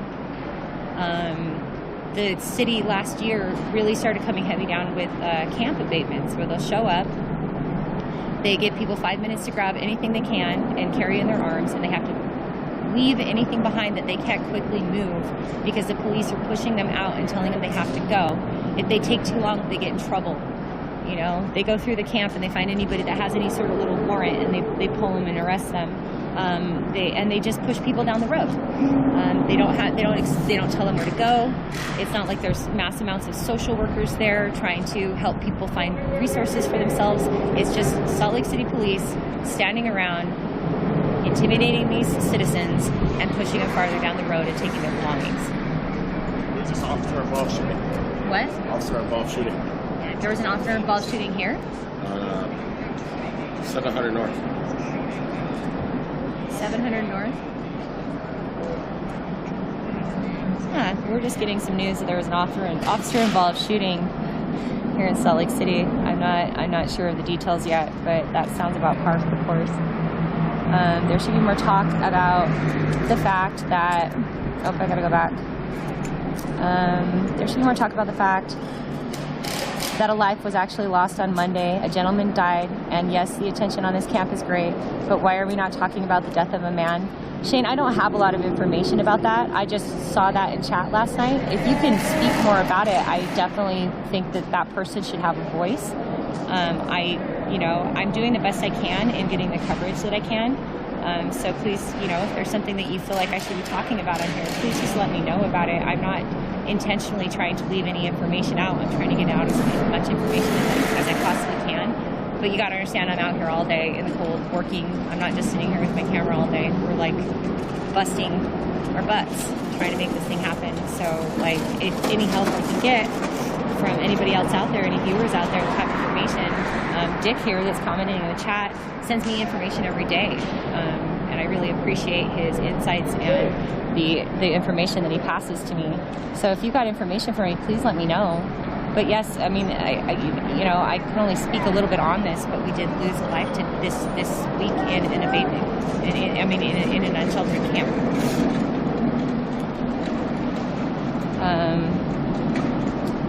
MCTLU, Multicultural Teenagers Love for Unity, will be out feeding Friday and hitting the smaller camps around the city, checking on everyone that is not in this camp. They are still out there and can't be forgotten. Please go to the website. Absolutely. I absolutely believe that we should be taking care of all of these camps. I'm still stopping at these camps and dropping off supplies. We just went to a camp abatement last night at another location. I don't appreciate the implication that what we're doing here somehow negates what other activists are doing in other camps. I don't think it's fair to... I understand that there's issues at other camps, and we are working our best to get that done and to help those people out as well, and to push any sort of resources that we have here along down the road. We're all driving around with stuff in our car and passing it out. We're all trying to go find and make sure that all these camps are okay, and if anyone would like to come down here, we're bringing them down here. We're doing the best we can. And I appreciate that you're doing the best you can too. I want to correct the news earlier. I said that there was an officer involved shooting. That is true. An officer has been shot in the 700 North area in Salt Lake City. I repeat, an officer has been shot in the 700 North area of Salt Lake City. So if you're going in that direction, please drive with ease and carefulness. That's sad. Sounds like an officer got shot. That's all the information that we have. Okay. Carbon taxes are on the margins relative to anyone's rent. I'm not sure. Okay. Those who know me all know that my dogs is always open. Your doors are always open and unlocked. Come watch a movie, play video games, shower, escape the elements for a couple hours. That's awesome, Jay. Hey Barb, someone in intermediate chat asked if you're able to set up a couple of pallets vertically and put a tarp on as additional cover from the wind might help. Yeah, it's like we didn't have, we're like pallet rich right now, which is really cool. Now that I've Tom Sawyered that pallet company and it's just bringing me pallets, that's even better. So now we're gonna have a freshly supply of a flatbed of pallets as much as we want, I think. So that's really cool. So now we actually have some pallets we can build some things with, and there are actually people working on actively building some stuff right now, and as soon as I finish this stream, I'm gonna pull out all my tools and bust some things out before it gets dark. The officer involved shooting was highway patrol. Okay, you know, I don't think Shane meant it that bad way. He's making us aware of smaller camps. You're all doing good work. Thanks, Patrick. Yeah, I just want to make sure that everybody knows that like there are more camps out here in Salt Lake City. The people that we have underneath this underpass only represent a small fraction of the people that are out in the streets in Salt Lake. There are a lot of people going out and serving meals and making sure that people have the supplies that they need. I definitely recognize the people that are here are very fortunate to have a lot of the resources that they do, and hopefully we can create a model for this where people can set up these temporary camps and do some good until we can figure out next steps. But something's got to change. You know, I've answered this last night. Ray, Marvin, and Natasha are taking care of other camps exclusively. Dick and his crew hits the other camps first and then comes here if there are leftovers. Other groups work. Other groups work the west side. I agree that there are cooperation issues that need to be addressed. It doesn't need to go on social media as I'm reading it. And there is no truth to the idea that the other camps are getting neglected. Yeah. We're doing our best. We're all working together. Maybe we can all have a little meet up and talk and you know, figure out what everybody needs to get what they need to get done. They are wanting to build up some shelter wells right now. They are still busy setting up food and organization and making positive. The fires are good. Folks have insulated some of their tents already. Yep. According to Highway Patrol, I don't care about the shooting. I mean, I do, but like I don't, you know. If you are broadcasting and an organization is not allowed to spread what they are doing, then that's not fair. Sharing, I'm glad that you shared that information. I said if you need information to be shared, please let me know. I'm not saying it's not fair that I'm not saying you shouldn't share this information. I'm really glad what you're doing. How are you today? And, you know, it seems like you're pretty fired up and passionate about this project. I would love it if we all got together and talked about what we all need. I think we're all stronger together, Shane. Let's all get together and work it out, you know? There's no competition here. Like, we're all one thing.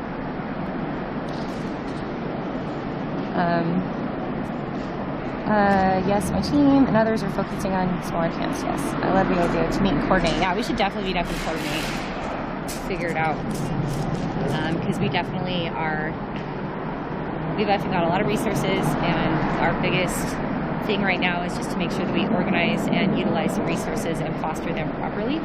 And I think that we're on our way. I've said it before in other streams the last couple of days that this has been, until what it feels like today and yesterday, a really reactionary thing. You know, we were just like, it was very reactionary. We had to get everybody here. We had to transport everybody here. We had to set up all of their stuff. We had to make sure everything was cool. We had to start getting the fires. We had to start working with the city and the fire department. And now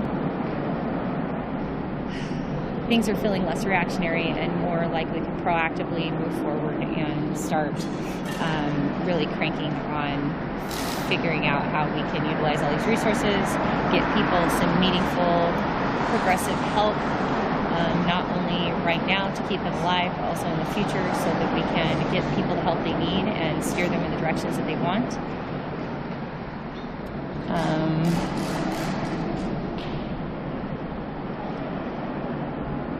medical harm reduction and wound care. Yeah, Dick, it's awesome that you're coming through and doing wound care. That's really helpful. And I'll keep that in mind if there's ever an issue. Yeah, peace be with everybody, guys. Let's just, let's just get this done. I know, everybody's tired and cold and emotions are high, but like, I really do feel like we've made some really cool progress in the last couple of days. I haven't had a chance to check in with Ty yet, but I do know that the city and one of the local news channels, Channel 4, I believe, was here today, which is our first visit from the local news sources.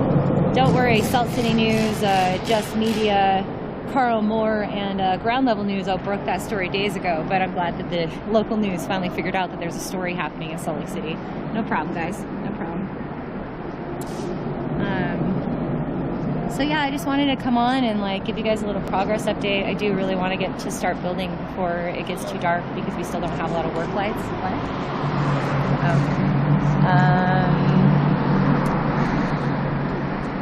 Let's see. All is well. I'm just covering up my camera. I'm trying not to show faces. My dad used to be the director of the Salt Lake County Housing Authority. He had 4 projects while he was director and helped multiple people who are houseless. It was super cool. Yeah, it's like I said, like we used to have some great programs here, and now it seems like lately,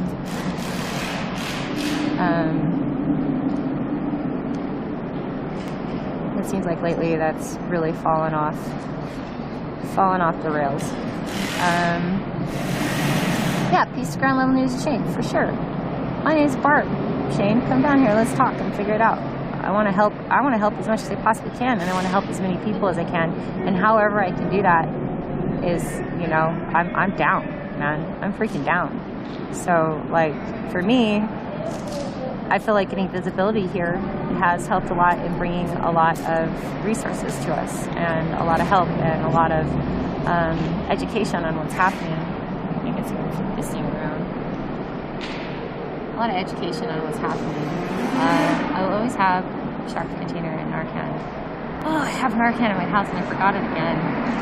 I actually have a community resource for Narcan where I met him, he came up to me at the 7-Eleven and gave me some free Narcan at the 7-Eleven, which is weird and dystopian and awesome. So I'm going to call him, actually I'm going to do that right now, and ask him if he'd like to come down and do some Narcan training and pass them out. To just work on harm reduction, because harm reduction is important, you're right. Imagine thinking you can change things. Wow. Imagine thinking that the world was just kind of, what do you think? It's just kind of a snowball that just keeps rolling and it just like collects shit and we just keep rolling down a hill and then things happen? I mean, God, how far back in history do you want me to go to explain to you how regular citizens can make a difference in their society? And imagine thinking better is just staying home and watching Netflix and at least trying. God. Imagine thinking you can change things. Jesus Christ. Oh, God. You're going in my troll documentary, Paul. That's it. Man, the thing that sucks about freaking Prism is that I can't do anything about trolls. Like, I don't have the ability to, like, knock them out. Exactly what, Paul? Exactly what? Exactly, I proved my point. Tom King, does the web of that, hi Tom, does the web of that bridge structure up between those beams offer a place to create sleeping areas with some lumber sheeting spanning the openings? I don't know. I'll go look into that. That was irony, not trolling. Oh, okay, Paul. He was just, I thought when you said imagine, because that's kind of, a leftist thing to say, but I got a little nervous. Imagine being Paul. No, Paul's cool. Paul's cool. We're all cool with Paul. Paul, you're cool. You're cool. Tom, I'll start looking around. We're not quite to capacity yet, so I'm not, like, super concerned about space quite. I have been considering using that space for some storage, deep storage of things that we need. I think we're also going to do a movie night and project a movie over there soon. We just need a generator to do that. So yeah, things are going well. News came, not sure how that went. City came, not sure how that went. I'll do that, an update on it as soon as I hear something. All the organizers are working, all the camps, we're all going to get together and talk and figure out a really good thing to do. If you ever think there's something, especially in regards to this unsheltered crisis is happening in Salt Lake City, if you ever see an abatement happening, if you see any issues out in the city with any unsheltered camps, please hit me up here on Ground Level News, and I will go down and cover it and get activists there, and we can work on fixing it the best we can.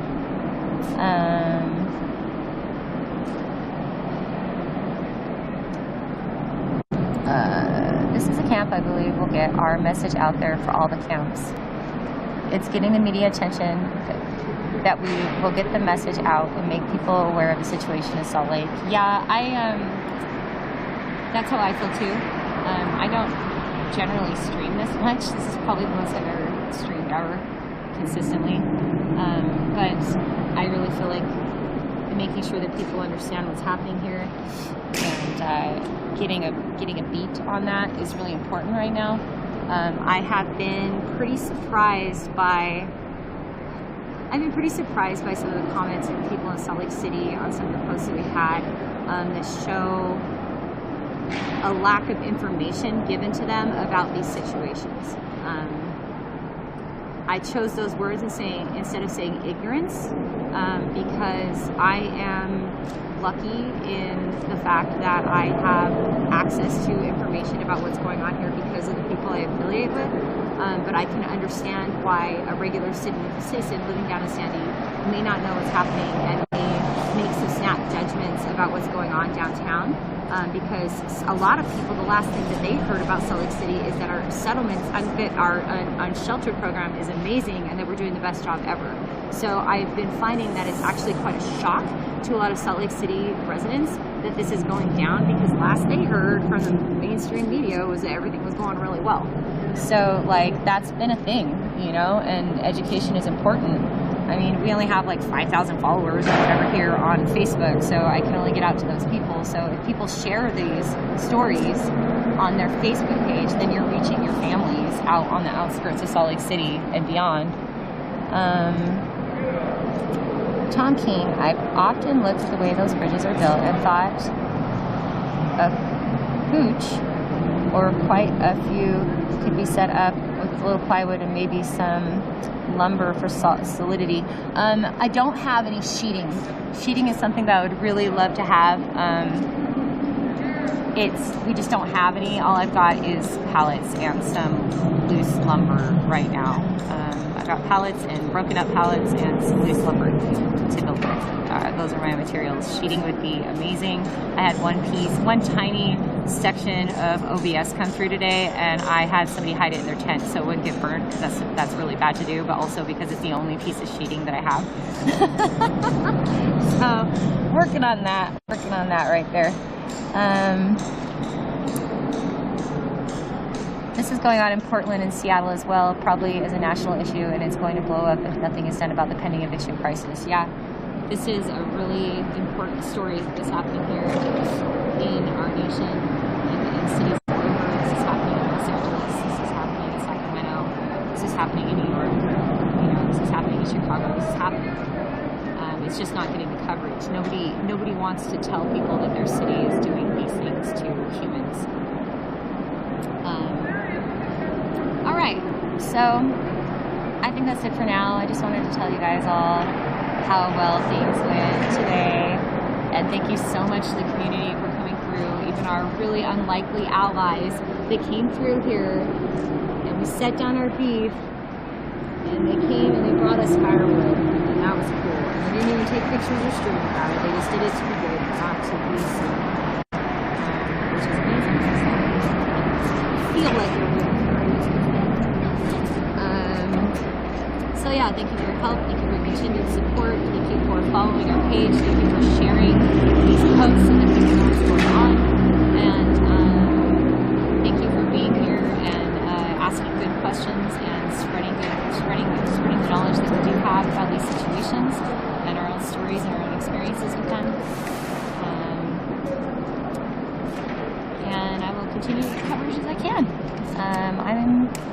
here for unlikely allies and settling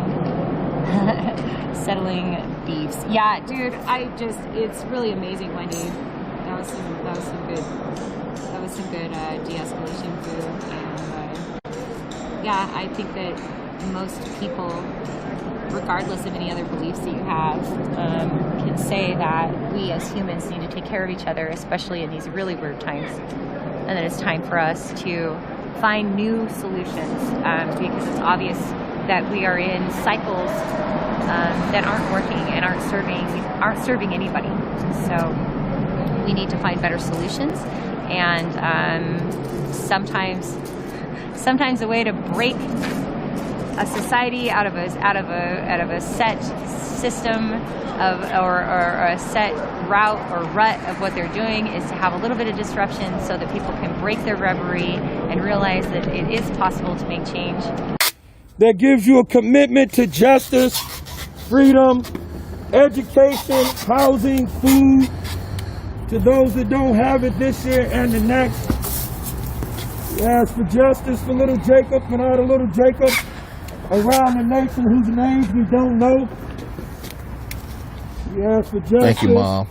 For the Taylor family, the Floyd family, the Cole family, the Stinnett family, the Boss family, and other names that we don't know.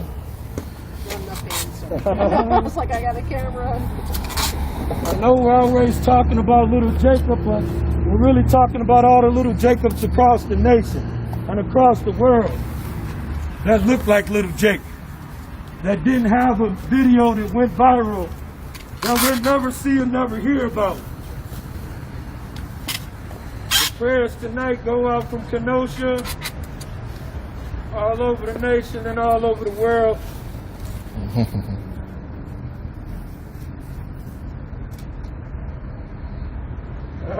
We would have to have a trouble one, right?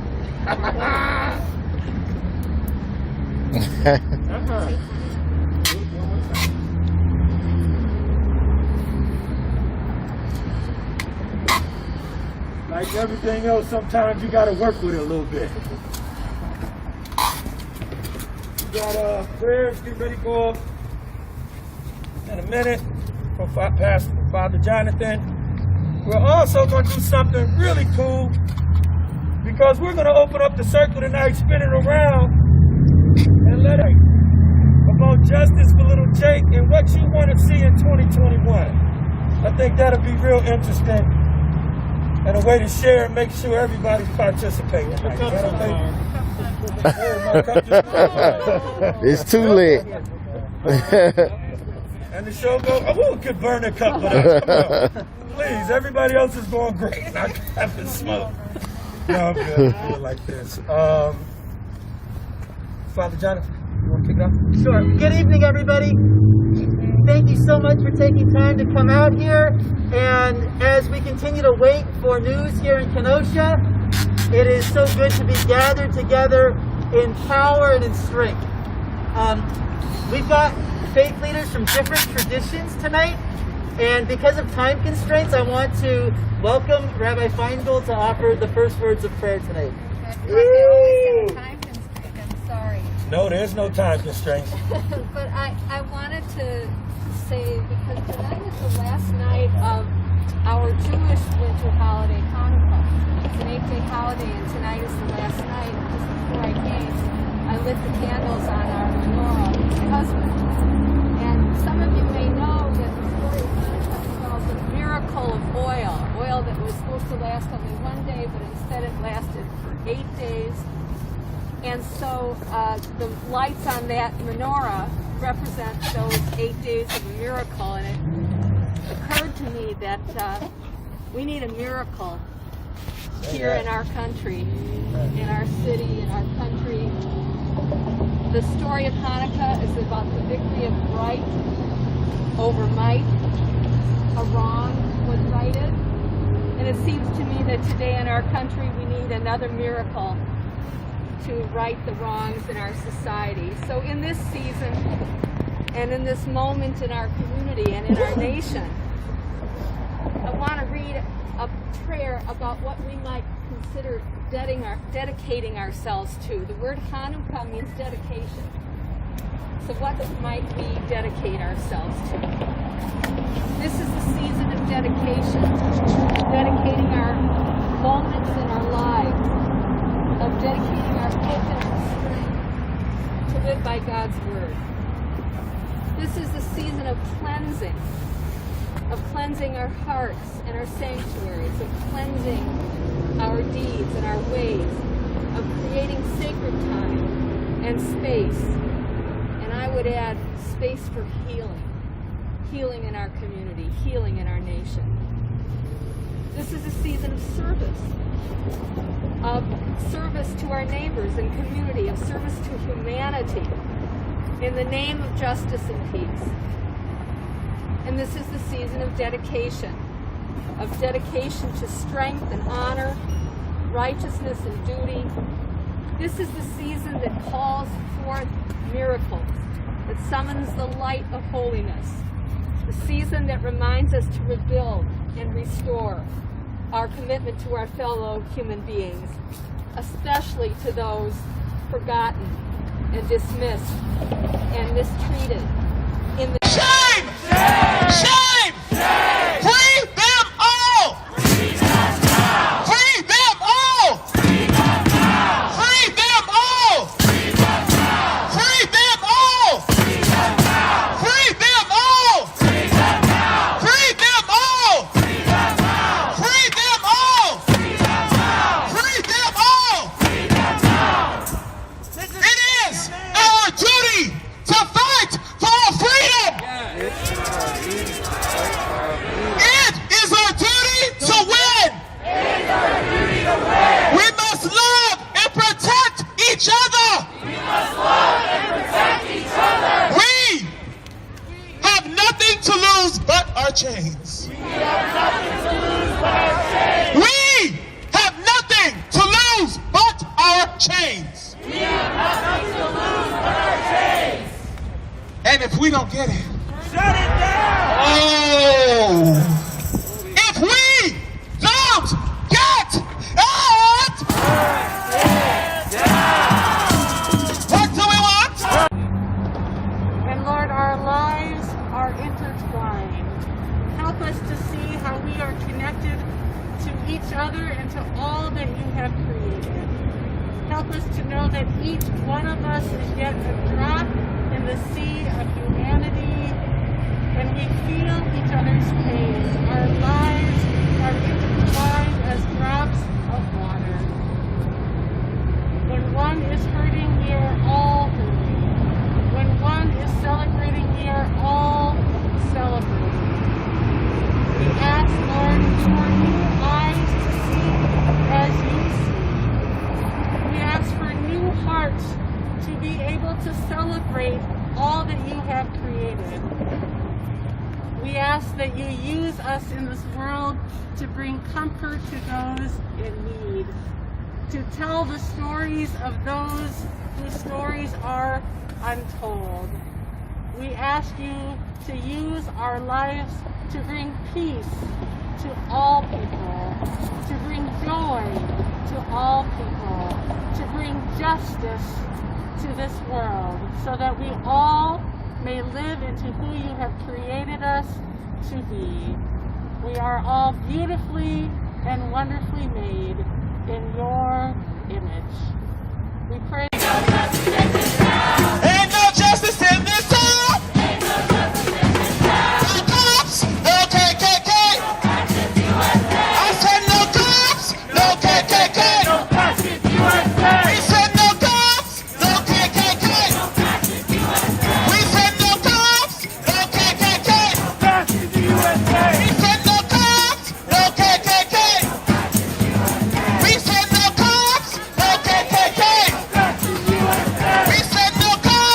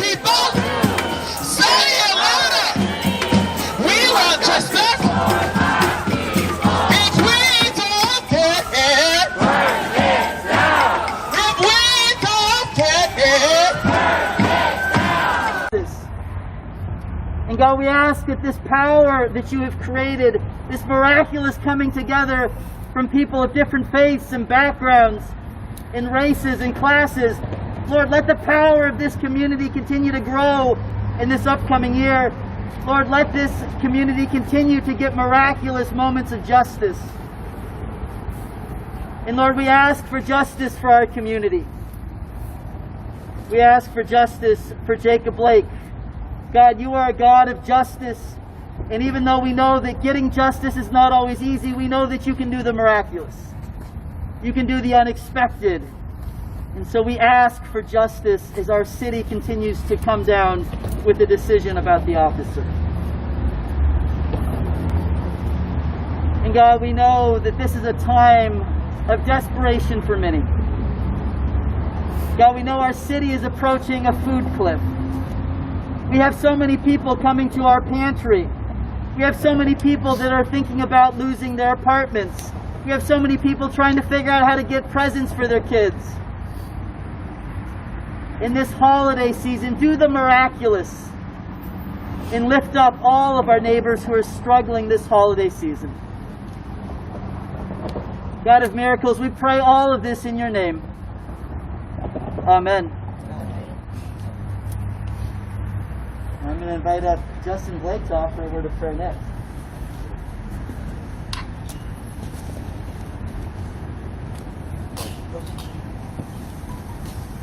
Good evening. Thank you again for joining the Blake family, the Lock Group, and many other organizations that continue to come together to show unity and solidarity around justice for little Jake and justice for all the little Jakes around the nation. Bismillah Rahim Rahim, Alhamdulillah Rabbul Alameen, Rahman Rahim. We ask Allah to be in every step we take, every conversation we're in, every breath we take, every hand we shake, to make a difference. No need being upon this earth sucking up this oxygen if you're not here to be a change maker and to be the difference. It's not something that you join or you turn on and you put down. It's something you want to be every day, known to be serving the God that you call whatever you call him, to be present and accounted for. Many said we'd be locked up, strung out, or in jail at this point in our life, and we're none of the above. We're here as a free African descendant to show you what real men look like. You can't forget us. We won't let you. We're what Marcus Garvey talked about. W.E.B. Du Bois, Doug Thompson, Douglas. We're the reflection of the Tuskegee Airmen since our grandfather was one. We're the reflection of union and hard work in this country as our other great-grandfathers of Pullman Porter. When we sleep, we hope others will tell the story. But at this point, we're a conductor in this rail line of freedom. So we're going to spin the circle. We ask you to keep in mind saying something about justice for little Jake. But we want to know what this world looks like to you in 2021 after you put down all your hard work and make it change. Start on our far left. Niece, you want to kick it off? I see the circle sort of got a little bumped over there, but you kicking it off. Well, I'm sorry. Oh, no. Ladies first. You can go out there on that. First is a lot of pressure, but okay. My prayer for 2020 is that the building down that way comes to their senses about making these correct verdicts and firing, convicting, sending Russian Chesky to jail. In 2021, my prayer is that we do not have to come together and have this fight again for anyone else's cousin, brother, sister, aunt, friend. So this fight ends this year. Thank you. After you said you sort of, we skipped you, go ahead and then send it back to the system. Go right ahead. No, I think for me specifically, just to piggyback off what you said, I do want to see us come together. I want to see us come together just because we can come together, not because of this. That's what I want to see. I want to see us close this year out with the same ambition and energy that we have and continue this on to 2021 just because we can. Sis?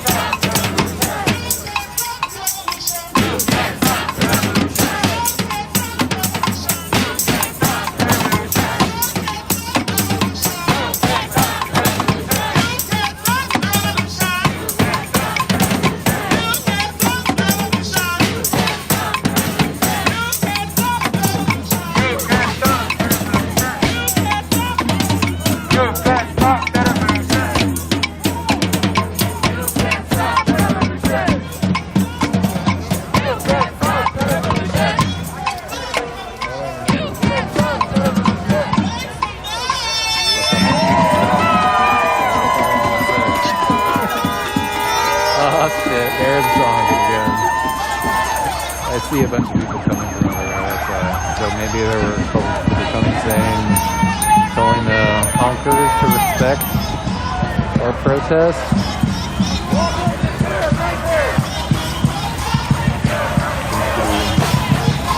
Okay, though. This is your fight too.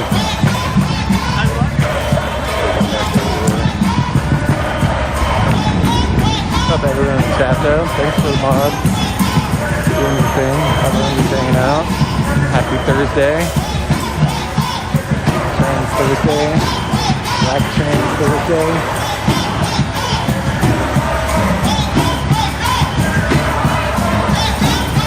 This is your fight too.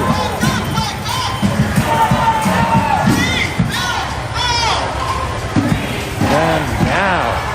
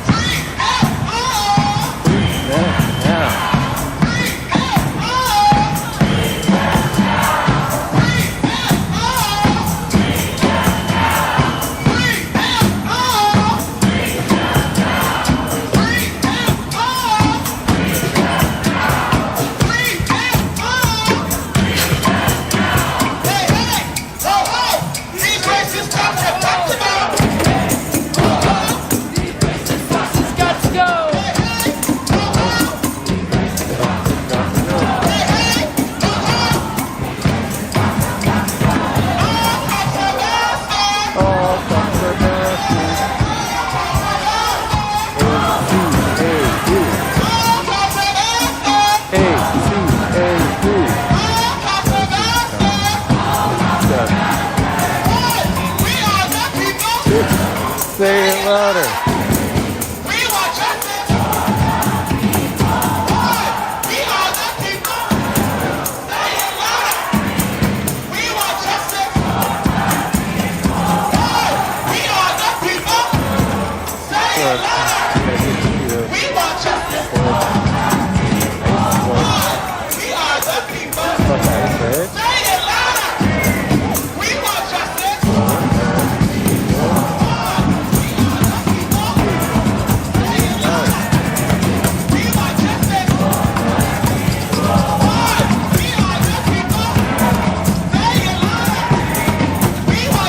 Anyway, okay, love y'all. Blessings to everybody. And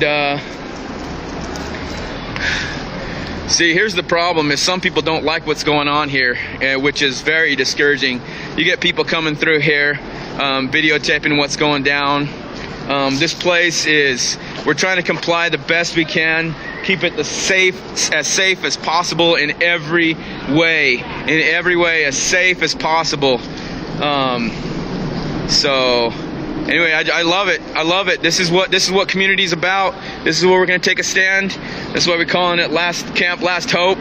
This is the sentiment that a lot of people are getting from here, is that this is the last hope. They've been pushed and pushed and pushed and pushed and pushed. And I know that there's probably a lot of people out there that are going to say, well, you know, if they get pushed, it's like it's their fault or whatever. Like why don't they get out of it? Well, all I have to say to that is just mind your fucking business, okay? That's all I have to say about that. You know, just mind your business. There's reasons for why people do what they do. And when it comes to just trying to live and comes to the society, that the economy that we put people in a dangerous situation here in the United States of America. A real dangerous situation where we have this class, like this big class stratification, like a huge different discrepancy in the way that people make money. See this dude keeps on rolling by. See, this is the problem. And then they have people coming by, speeding through 1 o'clock in the morning, 2 o'clock in the morning, 3 o'clock in the morning. You know, people. I mean, this is good. This is what it's about, y'all. So if y'all want to come down, you know, at some time, Ty is here 95% of the time. Sometimes she has to go take people to anywhere to get supplies, whatever, you know. A lot of us are still getting out there. Every night people are getting pushed and we have to bring people here. And that is what we have to do. That's a must. You know, we gotta bring people. You gotta. Because every life is valuable, okay? I promise every life is valuable. I don't, you know, a lot of people will think that some certain lives aren't valuable because they live a certain way, they do certain things, they have certain, you know, culture has put stigmas on people that do certain things. That doesn't matter if a person's a person, is a person. And that's all that there is to it. And we have a responsibility to take care of our relationships. These are all sacred fires here. Every single one of these fires, sacred fire, sacred fire, sacred fire, sacred fire. All these fires have been blessed, y'all. These fires represent the sun, connection between the sun and us. It's the gift. It's, you know, something that the Creator gave us is fire. Fire to provide warmth, to provide light, to provide health, to provide. And I'll put you up on here, and if people will follow me. Just to provide a good way of life, okay? So, anyway, if y'all want to, you know, come out, I'd say contact Ty. Look at this, beautiful stack of wood there, some good dry wood. Whew! This is a beautiful place. Okay, so again, if y'all were outside today, you know it's raining.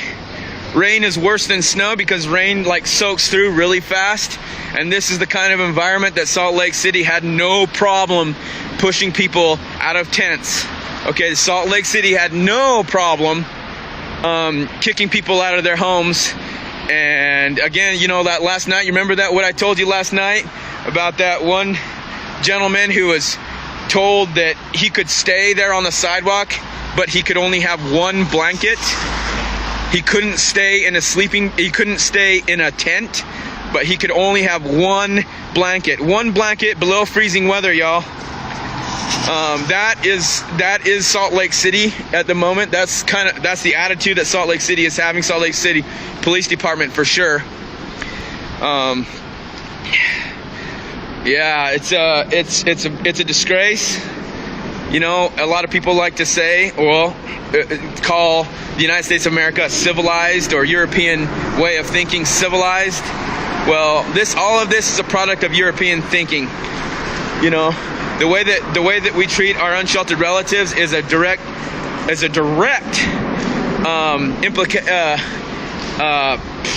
manifestation of colonial thinking. This is what colonial thinking is, and that's not to say that all Europeans think like colonial. Hey, love you, brother. We'll see you. Well, you coming tomorrow? Yeah. What time? Okay, maybe text me, message me. Okay, see you, bro. Anyway, but I want to make clear, you know, that I am totally against colonial mindset, colonialism, because it is wrong. But I am not against people. You know, I'm against the ideology. I'm against that kind of a structure. You know, people, you can be from Europe and have a decent way of thinking and have decent ideologies. That's not my problem. It's not with people who are a certain color. My problem is with the system. And unfortunately, you know, a lot of us are born into a system, and we perpetuate systems. Like myself. Again, like myself, you know, I may be Native American, but I'm still a part of the colonial system, and I still perpetuate colonialism. What's up? You're up on international. I'm on international what? The international media. So you're up here, and your audio's up. So you've got a bigger audience than you think. Oh, cool. Thanks. All right, cool. Anyway, Blessing, how you doing? I'm not gonna put you on camera, but how you doing? I'm all right. Just need a cigarette so I can share with my friend down here. Oh yeah, I'll get you a cigarette. All right.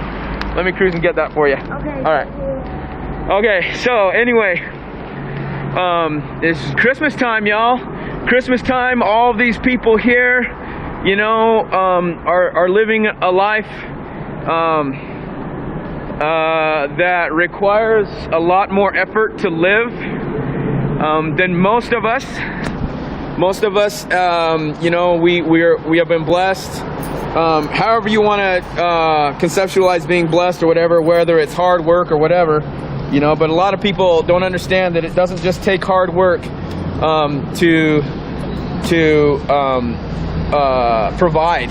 You know, sometimes it takes networking. Most of the time, it actually takes networking. Like most of my jobs that I've got are actually. I gotta find some cigarettes for these people. Yeah. Can we get some cigarettes out here for these relatives?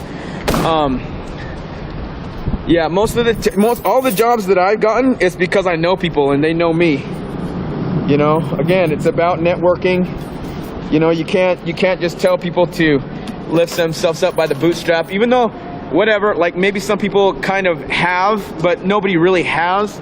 But, you know, a lot of people think that they have, but they are outliers, definitely, sorry. They're definitely outliers, and we cannot make outliers the average mean, right? There you go, sister. Thank you. Oh yeah, take that one too. Yeah, all right. Anyway, so this is what good relatives are supposed to do. They're supposed to help people out.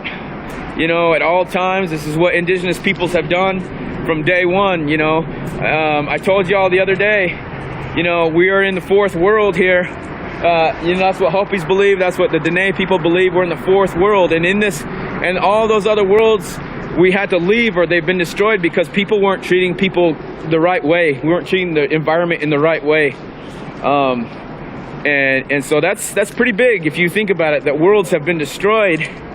And we are in that fourth world, and it is up to us as indigenous people to take care of each other, to love each other, to provide for each other, to make sure everyone's clothed, fed, you know, all of their needs are taken care of, emotional needs, spiritual needs, physical well-being, okay?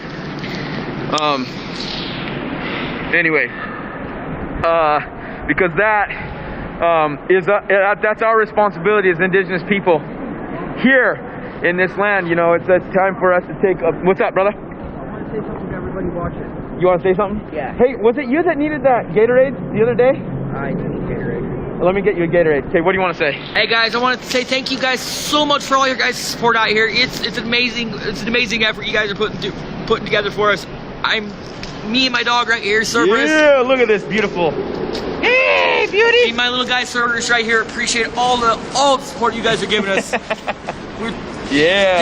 Because of people like you guys out there. It's making everything out here for us so much easier this year. Thanks to Ty, thanks to everybody out here. I want to give you a thanks from Camp Last Hope. Yeah! This is the best year it's going to be for us, guys. This is the last year on the streets. All right. I love that, brother. I love that. All right. And here's what's your dog's name? Cerberus. Come on, buddy. Cerberus. Yeah. All right. Thanks to you guys, this little guy right here is going to have a place soon. Yeah, all right, yeah. Well, congratulations. Yeah, what's the expectation for getting a place? Permanent housing. Yeah, then that's what needs to Permanent housing for everyone out here. Woo-hoo-hoo-hoo! Yeah. All right, that's what it's about, y'all. That's what it's about. Okay. And that's actually the problem. That's the number one problem is housing, getting people housing, getting people affordable housing. Did y'all know, like in Salt Lake City,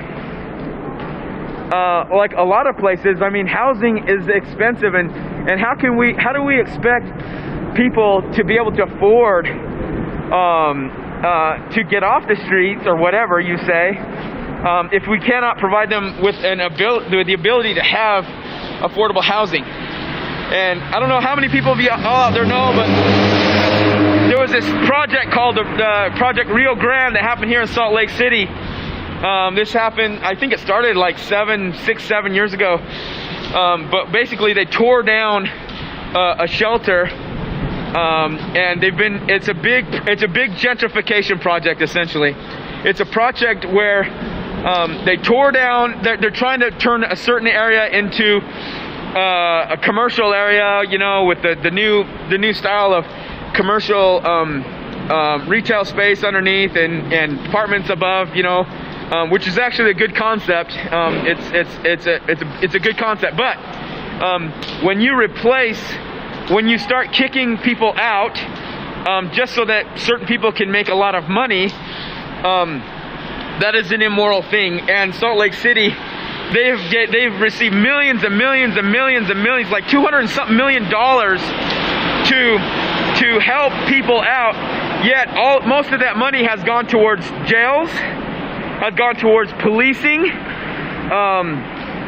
and I can't remember what the other one was, but jails and policing. That's where money's going. Again, this is a problem with our society. Our society has the wrong what do you call it? Like they do things in the wrong way. What they're doing is people are making money off of symptoms, and they're not getting to the root of the problem. Again, the root of the problem, relatives, is greed. It's capitalism. It's the way that certain people keep on hoarding all of the money, keep on building the money, keep on building on the money that they have, investing, reinvesting all of that stuff, and keeping a lot of people just busy working, working 1, 2, 3. So here's another point, y'all. Is if hard work is all that it takes, then most of the people out here should be at the top because they work harder than the people at the top do. Okay? Like, people that make a lot of money are making money on top of their money and hire people to make money for them. You understand what I'm saying? When it comes to actual real work, the people that do the real work, the people, that are the people that are sweeping the streets, the people that are fucking stocking the shelves, the people that are teaching teaching kids, and all that stuff, like those people that do real work, they're not making the money. It's not justified. Like we've got our priorities all effed up. We don't pay military people enough. We don't take care of them when they come back or they're traumatized or dealing with PTSD. We don't take care of them. Again, a lot of these people are on disability, and they're on disability from jobs where they've been servants, where they've actually served the community, served the people. Military people is a huge population of unsheltered relatives. Okay, military people that are suffering with PTSD, that are suffering from traumas that came because the United States government decided to use them as tools, use them as just disposable or expendable tools. Okay, again, we really need to start prioritizing who deserves. Well, I don't know how to say this. We just need equity. It's all about equity, okay? It's not about equality, because equality doesn't equal equity, okay? Equality can, if everyone has equal chances, or like equal, I'm sorry, I can't really explain this well, but people start off at different levels, and if you give each person the same amount of something, then there'll always be a discrepancy at the level. So what I'm talking about is equity, where everyone is on the same playing field. Okay. Just a reminder. I'm gonna take it out. Okay. Just a reminder. This right here is the prerogative of all of us as humanity, as people, as humankind, to make sure we take care of everyone, make sure that we utilize what we have, any kind of money that we have, any kind of supplies that we have, any kind of resources that we have. What's up? I got like a couple left. You're welcome. Appreciate you. Yep. All right. Okay, if you're just tuning in, this is sacred land. At least three indigenous people have blessed this place, blessed every fire here, blessed the whole area as sacred land. Okay, a lot of people are going to say, well, it's not your land, whatever. Reminder, this is indigenous land. That's why we have our flag right here. This is a banner. This is a flag. This is a flag of all nations relatives, all nations, right here. All. Thank you guys, and God bless us. God bless you. You're good, Mama. And because of her, because God sent this lady to us right now, this little guy right here, this little hellhound from from the dark. I love this guy and I love this lady. I love this person right here. I love this person. I love every single one of us around here, and I appreciate every ounce of support you guys are giving us. All the donations you guys have given us, everything. We love you guys. Thank you guys so much. Keep up the work. So, oh man. So beforehand we called it, what were we calling it? We're calling it Camp Last Hope? Camp Last Hope. So what are we calling it now? Camp New Beginning. Camp New This Beginning. is our new beginning, guys.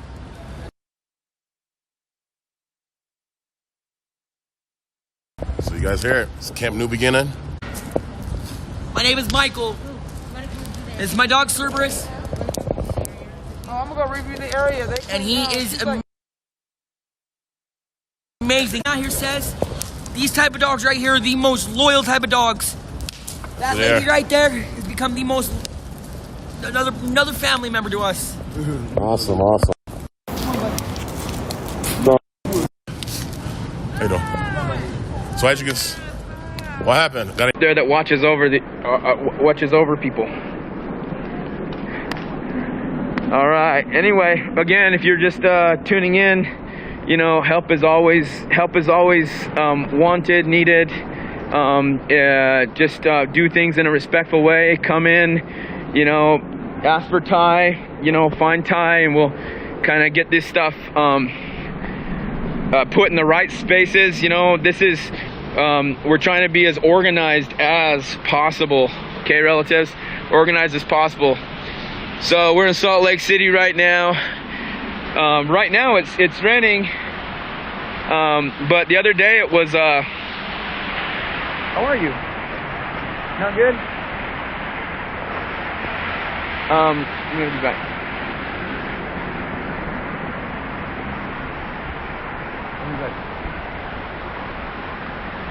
Okay, y'all. This is hard. This is really hard for some of these people. I mean, imagine this kind of a situation where you are living, like you're living life in a tent. You are living life without a vehicle. You are living life without electricity. You are living life without climate control, in a climate controlled environment. You are living life always being in fear of the police department. Okay, the police acting in a Gestapo-like fashion, which happened here in Salt Lake City last week. You know, where it was like hundreds and hundreds of police officers were standing in as a line between people who wanted to help and the people who lived in camps and other places, and where all of their belongings were being loaded into garbage, were being smashed. All of their homes were being smashed so they could not reuse them. You know, all of their blankets, you know, all of their things were being destroyed. And a lot of people got dispersed all over the city. People are continually trying to find each other. Again, these are communities that have been separated from each other. This is family that has been separated from each other. The only family that they know, you know, their support systems. That's why it's good to kind of keep these people or certain people together, because they love each other, they support each other, they know how to work with each other, they understand each other's emotional traumas, emotional issues, and another thing is they understand their own emotional issues, and so they can take time to isolate themselves to mitigate, you know, those kind of harms to others. Okay. Anyway, so this is I-15 here. Help is always needed. We need continual help, relatives. Firewood, monetary donations. Carl. What's up? Where we at? This man right here, my main man, 50 grand. Always out here with his boots down. Get it in. All right. Going to watch that. So this is KJ with Salt City News. Salt City News is in the house. You know, a lot of us, sorry, let me turn this. a lot of us kind of started doing these things during the Black Lives Matter, movement, and we kind of started exposing, you know, the kind of the colonial sentiment from the opposition from Black Lives Matter, which are a bunch of they call themselves patriots or citizens. Okay, this is 500 west, about 1,000 south. 500 west, about 1,000 south. Okay. So if you get off on 13th South and you're going north, you go underneath the bridge and you take that frontage and you take 1,000 south just up, and you'll run into the camp. Again, a lot of us, I'm trying to tell y'all, sorry, you're welcome. I started doing these things, talking to Blue Lives Matter people, Trump people, citizens, you know, citizens alarm people, you know, just trying to expose their ignorance, trying to expose their I mean, it all amounts to ignorance, but I mean, ignorance leads to racism. Ignorance relates to, or turns into hate. So anyway, if y'all want to check it out, you know, check out some of those videos. You can see some of those conversations that I've had with those people, because it's that kind of a mindset that has led to things like this, you know, where they're all like anti socialism or whatever, or anti-Marxism, you know, and they think the world's going to go to hell, you know, if the left takes control, you know. But just on a side note, everybody here is not we're definitely not on the conservative side. We're definitely on the other side of it, where we value like the living life. All of these lives here are living. Everyone can admit, definitely everybody can admit that people here are alive. And this is the struggle that we have, is to keep people alive. Keep people alive, keep people fed, keep people clothed. Okay? It's freaking cold. So, I gotta go talk to this lady. She's not. And hopefully we can see you out here. I know I got some friends that said they're gonna come out and bring some things, but go ahead and do it, you know. Go ahead and do it. Okay, love y'all. Freak, it's cold. Hi guys, I'm Jada. Hi guys, I'm Jada. I'm from Fierce NYC, an LGBTQIA Black youth organization. I represent Fierce, a Black LGBTQIA Black youth-led organization. I'm here today because Fierce is asking for new members, and we're better to start within our own community. Yes. So you tell us how we improve the community. You tell us what we can do to help you. Yes. You tell us what it is that you need. Whether it be clothing, housing, finding a job, we have those resources, right? If you're unsafe, for whatever the reason may be, there are members of Fierce here. Please raise your hand. Okay. Feel free to get their number. Fierce is open 24 hours. We operate as a safe house as well. I'm gonna say that again because it's cold. There ain't no trains for the homeless to sleep. What's happening in this city, in the world, is disgusting. Yes. The ideology that, again, my chosen family, and I'm going to say that again, my chosen family was attempted to be murdered by someone and nothing was done is disgusting. Yes. But you know, the system isn't set up to help us. Therefore, mistake number one was thinking that they would protect us. A system that isn't made to protect you cannot help you. So let's burn these systems.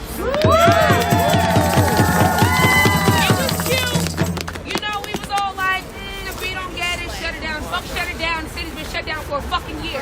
Burn their businesses.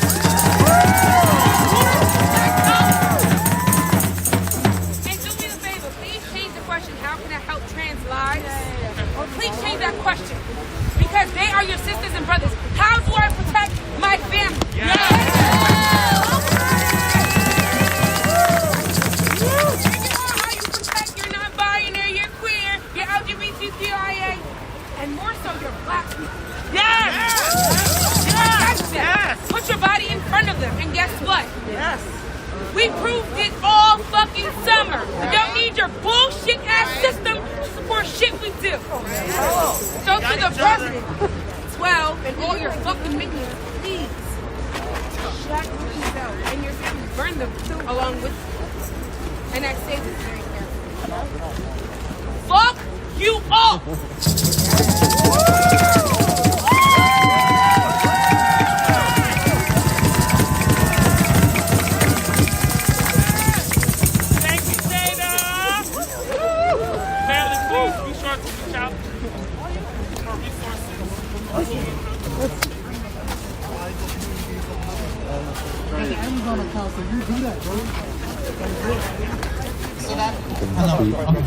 So that being said, one thing I noticed since Friday is that Let's put the camera down a little bit.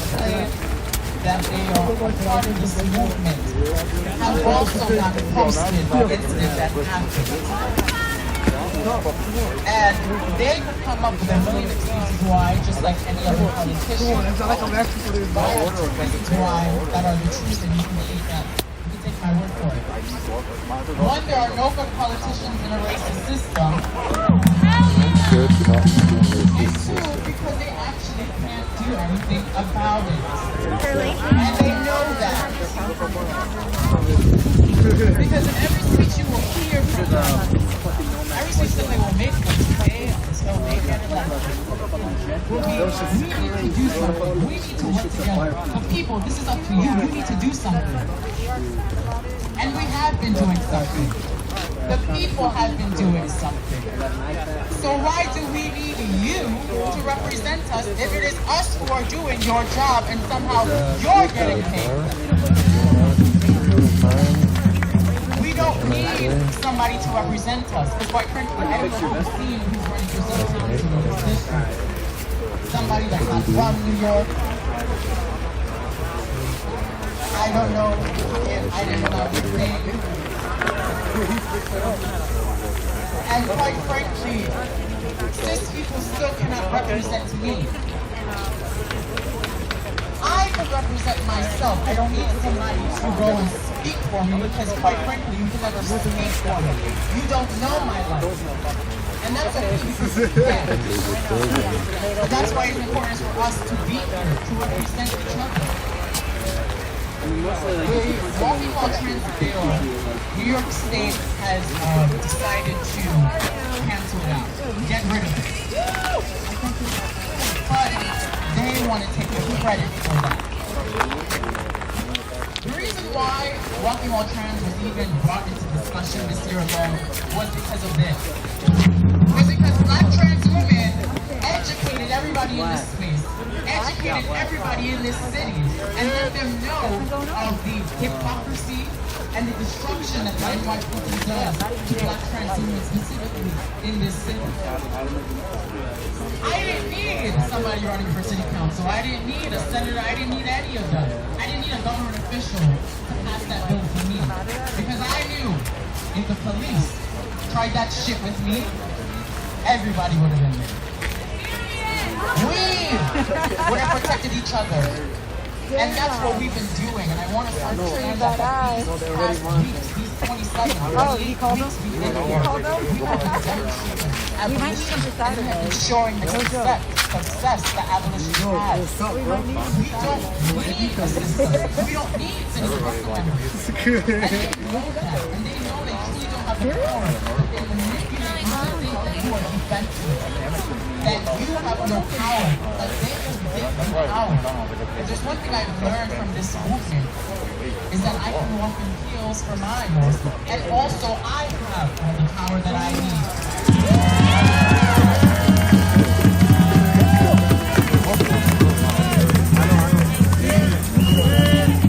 So what you need to take from this space is not to rely on anybody else, but yourself and your community.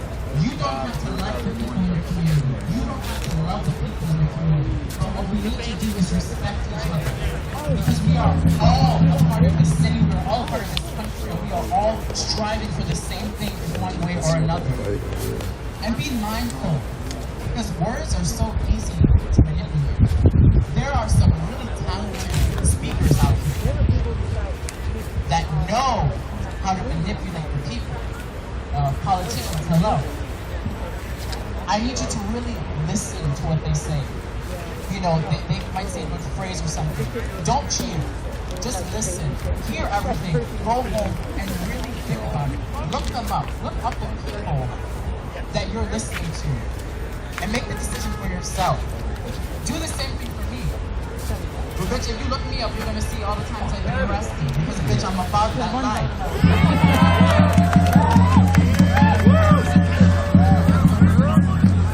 That being said, you know, I really didn't know what today was gonna give.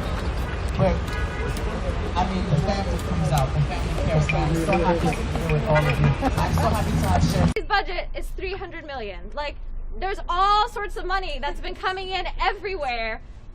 There's really, really simple math around what it would cost to actually either just give people money and let them find housing, or find people housing that's not even low-income housing, that doesn't have these like barriers of all this bureaucracy and paperwork. It doesn't take as much money as they're pouring into the wrong avenues.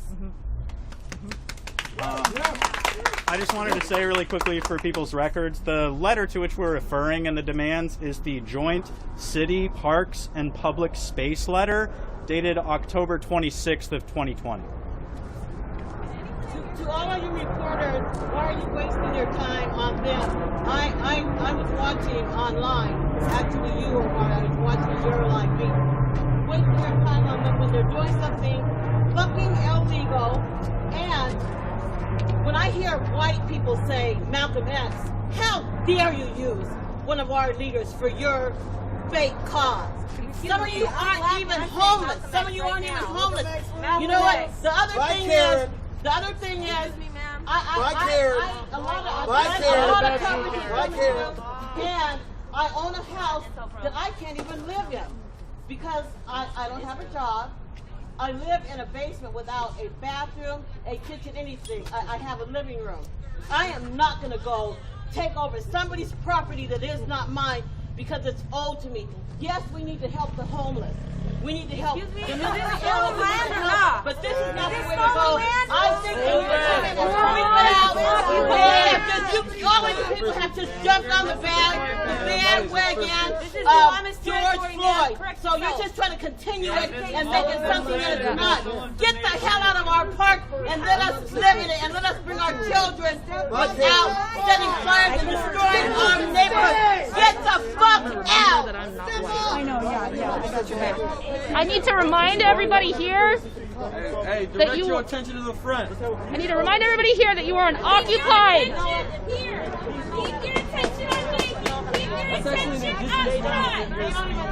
You are on bandwagon. You are on. Lady, I am indigenous. I am indigenous, not white. You are on. Hey, this indigenous woman is this land. Can we direct our attention to the front, please? Can we stop interrupting this indigenous woman, please?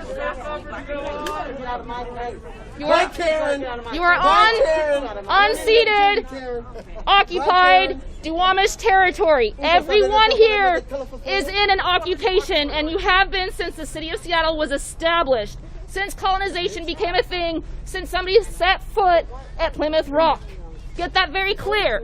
Colonization and settlerism is why we're here right now. This is somebody's land. Nobody has a right to it until they say, you can have this. We give this to you, and that's not happening. Also, just a bit of history about Cal Anderson and Volunteer Park. It's literally the park system in Seattle was built to sequester land from the Duwamish and to give it to white people who couldn't afford to buy more property than they already owned. So when we say our park, like for myself as a white person living in this city, I have to be mindful that it is not my park. It was never my park, and even if I live in, which I do, I have lived in this neighborhood, that is something that was stolen from the Duwamish people as a way of trying to take more land. So that doesn't work for me. And keep in mind, it's named after an LGBTQ activist who fought for housing rights, who fought for equality. So This is when you Indian attack land it, from one part of the United States to the other. Just because you steal a country don't make it yours. right, This right. is Indian land. Yes. I misquoted you a number. It's $288 million for a year. For 1 year to house every single unhoused person, it's actually $288 million if they were all paying $2,000 a month. And that's still cheaper than me having to listen to people on my Ballard group bitch about the houseless problem. I love you, my Ballard. I'm going to hear about it later. How they feel about this shit. As people that work on the ground with people experiencing homelessness, do you have any idea of how much you spend on services, emergency services, getting people out of crisis that would save in their street lives? So I didn't have enough time to look up every single, because it's going to be extensive. Salt Lake does have those numbers. So when you look at this model to see like how the community can benefit from Housing First, look to them. Also look to Portugal. Also watch Cahoots in Eugene and what's about to happen in Portland from decriminalization. As much as people want to, again, make drug use and houselessness a morality issue, when it comes down to it, they've saved a lot of money by giving people housing, giving them access to addiction treatment, and making sure that they had resources to stay successful. We are beyond the point of hoping and wishing that people won't have mental illness, that they won't have trauma. We are very much a contentious nation, right? So we can't go back to hoping that everything will just work itself out and that people can pull themselves up by their bootstraps. That's impossible. What you're saying is based on those models that you referenced, it is actually fiscally more responsible Absolutely. to stabilize houseless people. It costs the taxpayer, the people who say they're property owners, who Yep. pretend that they're worried about their property taxes or say they're worried about their property taxes. It's cheaper for them. Yep. If houseless people Yes. are stabilized by having permanent housing. But the fight with the NIMBY thing, So high in the central district, all the black folks had to move out. right. So you've got to please the people that don't want it in their backyard, while also, The debate is there's letters coming from people who are like, oh, we're just going to pay taxes, and we don't want to pay right, right. Bitch, I pay taxes too. Yeah. I pay taxes. It's cheaper and nicer and moral to take care of people and do the right thing for everyone. And that comes back to people over property, right? Like we are prioritizing money and how much somebody has paid into the system rather than human bodies. So I would like to invite all of those business owners to take a look at that and think where their empathy is, where their compassion is, and really, why is it more important to save some money or to make sure you got the best for your dollar when you have people dying on the street? How is that a thing? Right. Because you're actually spending more money. In the end, exactly, to keep them unhoused. The jail system, right? Like when you... Taxes is also paying for the sheriff's department, which will soon and is actually right now ripping people from their homes and making more homeless people. Right. Taxes pay for that. Yeah. Right. TheCityJournal.org says that Seattle spends more than $1 billion fighting homelessness every year. That's what I was saying. It's Yeah. massive. I'm wondering because, like, the average person in Seattle might not be for homeless or against homeless, but they know that the city spends a lot of money under the guise of homelessness, and that's why, as advocates here, I bring that up again. What's happening with the money? Right. If the homeless, if the needle's not moving here, and it's $1 billion investment. You know who else spends $1 billion a year? Seattle Public Schools. So we spend as much on the homeless issue here in Seattle as we do at Seattle Public Schools. It has 55,000 students in all kinds of buildings. What I'm saying is you guys are out here in the streets. Are we seeing any result from this $1 billion investment? No, I mean, housing is on. We've been in a housing state of emergency since 2015. So, and also, just from an outreach perspective, from a harm reduction perspective, we've learned like, if you give someone just a sleeping bag, that sleeping bag is going to be wet the next day. It's gone. That's $10 out the window. You give someone a sleeping bag and a tent. That's great, but then they drag a mattress into their tent, they rip it because they're trying to sleep on something, so you gotta give them a pad. And you realize, like, pretty soon it's just like, in order to really use these resources wisely, you have to give them everything, and at that point, just give them a fucking house. Like, Yes! Can I make one comment about that letter? So all of these businesses and the city got together and they talked about all of the homeless people in Cal Anderson. And never once did they think to come and talk to us. Yeah. Never once did they include us in the conversation as if we're illiterate or something like that. And we also have the internet. You know, we saw that. we knew right away what was going on. So to the city and the businesses, come talk to us. You'll get much further. Yep. Is it Alice? Yeah. Yes, ma'am. Hello. Aloha. Love you. Alice, I did actually gotta say something real quick from my heart, y'all. Yeah. So like, you know, like we have the sweep after sweep after sweep, you know, we keep marching and marching, right? You know what I'm saying? Like, I go to these, I'm trying to get resources for my kid, you know? We stay all the way in Federal and we come here and fight with y'all, you know, because we love y'all, because we know what the hell's been on the streets. We know how the fuck it is, you know what I'm saying? Then, like for example, some of these shelters and stuff, right? Some of the shelters, like, they full. How the hell are you gonna say we're gonna go to shelters? They're all full. Don't make no sense. Right. And some of the shelters for women and children are like LGBTQ. They're very phobic. You feel me? Right. So if you are marginalized, I'm speaking for the heart. It's like marginalized. Army and like I'm being real with y'all. I'm singing for the heart. I sang for Salvation Army. They had to kiss their buttocks to stay in their shelter. Right. You follow all the rules. And if you are marginalized, then they shove their religion down your throat. You feel me? Then I'm not done yet, y'all. Please. Then, like, you have to kiss their butts to do, like, find housing, find a job, all these bylaws, you know what I'm saying? And some people with disabilities, it's hard to find work and job. If you're on SSI, you can't work. You're going to take away your SSI. That's what the government of Washington State is doing. And you're homeless on SSI, or homeless with a kid on the street. A whole bunch of Karens, all nationality Karens, trying to call CPS on your ass. I'm being real. when I talked about barriers to shelters, that's what I was talking about. Like, if you are... Are you done? There's a bunch of careful. Be careful if you have kids on the street, y'all. Be careful. There's a whole bunch of nationals can be Karens. Men can be Karens too. Kins, okay? Women can be Karens. Men are Kins. If they don't like your line of cloth and how you discipline your kids, they like to call CPS. For example, when I got arrested fighting for Black Lives Matter, then the cops jumped on me last summer and I went to jail.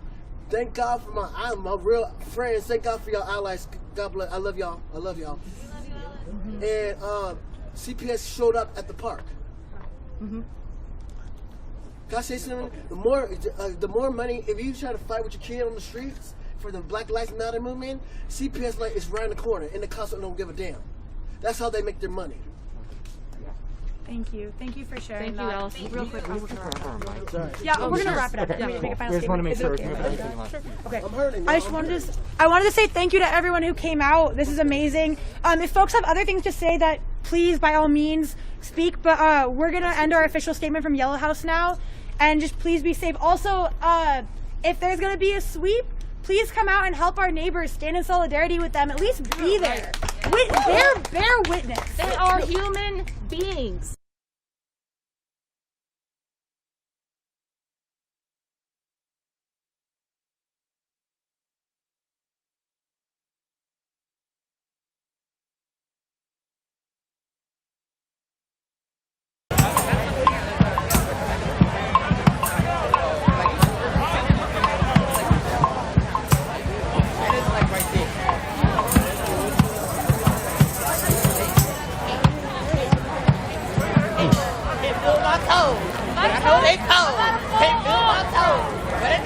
I can't feel my fucking thumbs out here.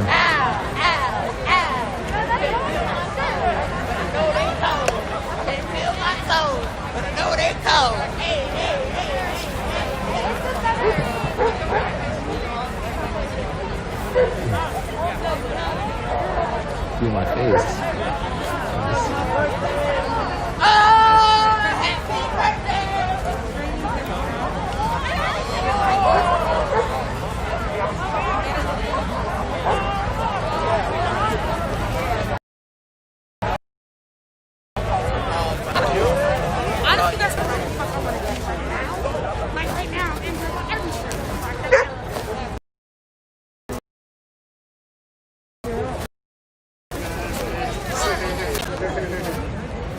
Dog. to the joint over here. Light up.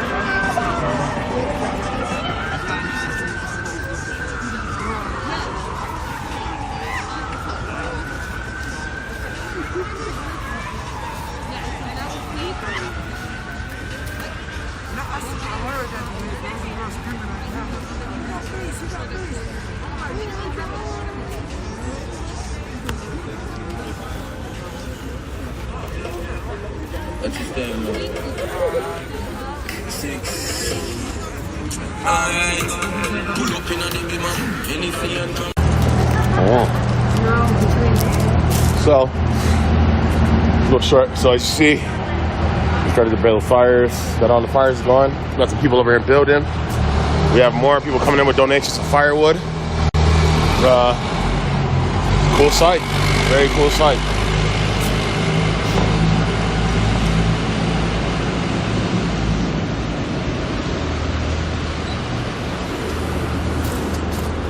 So what we're doing today. Build, build, build. That's pretty fast, baby. Make that shit quick. What are we making? Yeah. We're gonna have some tables for the kitchen. We're gonna make tables and put them all along with barricade right here for a couple of reasons, just for protection, wind block, and also so that when people bring donations, they can just drive up on the side of the road. We can put them on the intake tables, and we know that we have a place where we can go and then separate things out and get them where they need to go. Awesome. So yeah, we're making all these pallet tables. This beautiful blue patina. Yeah, man, custom. I need longer pieces of wood. I'm gonna go start looking around. There you go, brother. Let me get some people over here, get some volunteers over here to help out with the unloading. We got some more wood here. We got more wood over here. What? Wood. Oh, nice. More? Yeah.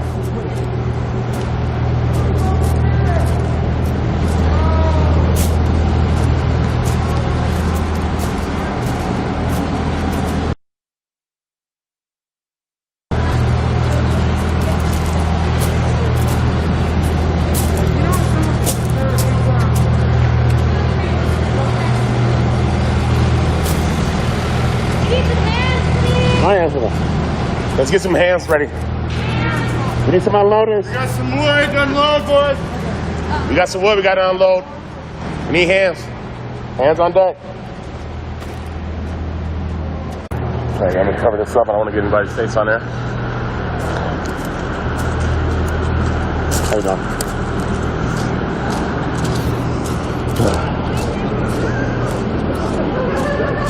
Hey guys, we got some wood.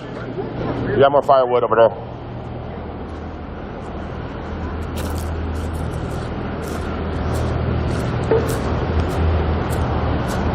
How you doing? How you doing? How you doing?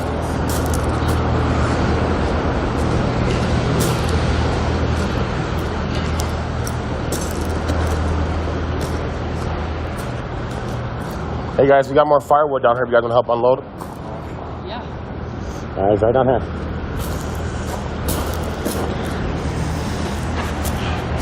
So you see what we're doing is. Sorry. So what we're doing is. We're getting firewood. Everything we possibly can to have form warmth for the shelter today, tonight, and going forward. We have a truck that just came here. It's going to be dropping off a lot of wood, and there's more stuff that's going to be coming out. Let me get back onto this building fun right here. They asked me, yeah, I had a job that asked me. You have unloaders? I'd be like, fuck off, and I'd quit. What? Oh, we got some wood unloaders. I'm trying to. Put my phone down.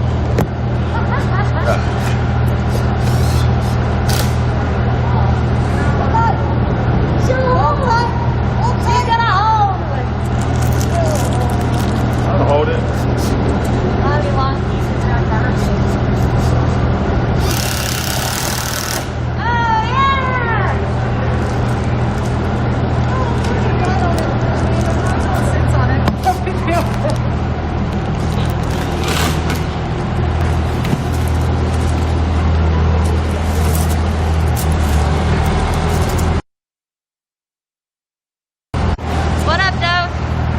That's Barbella from Ground Level News. I have a level. I just. I have a level. What are we doing? Hey, what's going on with the wood? Okay.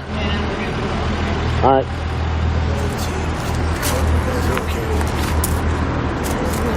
How are you? It's gonna be right over here. I'm trying to, yeah, turn around, it's not gonna. I need to check my phone really quick. Huh?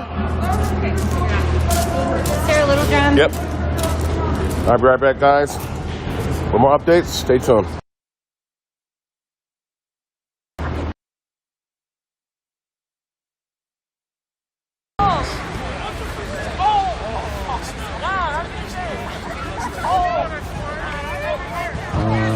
What's up, old one leg? Me here. Welcome. I streamed a lot over the summer, a lot of protests, but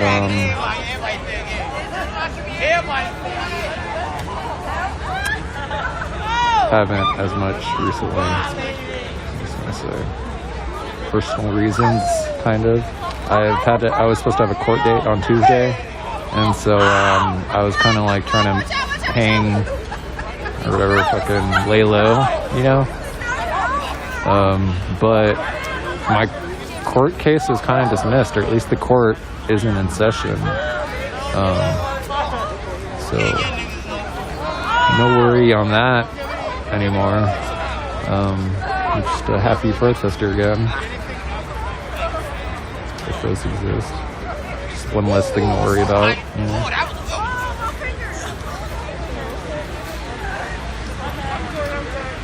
Some nice sized snowballs. Yeah, I was about to say, you not want to get hit with one of these fucking boulders out here. And it like stopped snowing like way earlier, so it's fucking icy. It's not powder. And it's like disgusting too. I don't really want to fucking get into it, but you know.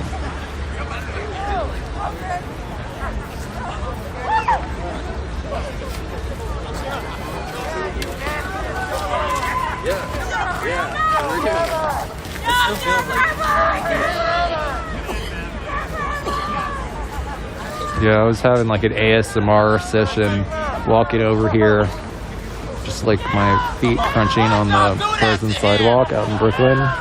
Pretty meditating, relaxing. You know. I just came home to like spend some time with my roommates, and I was like, seriously, whoa, my resting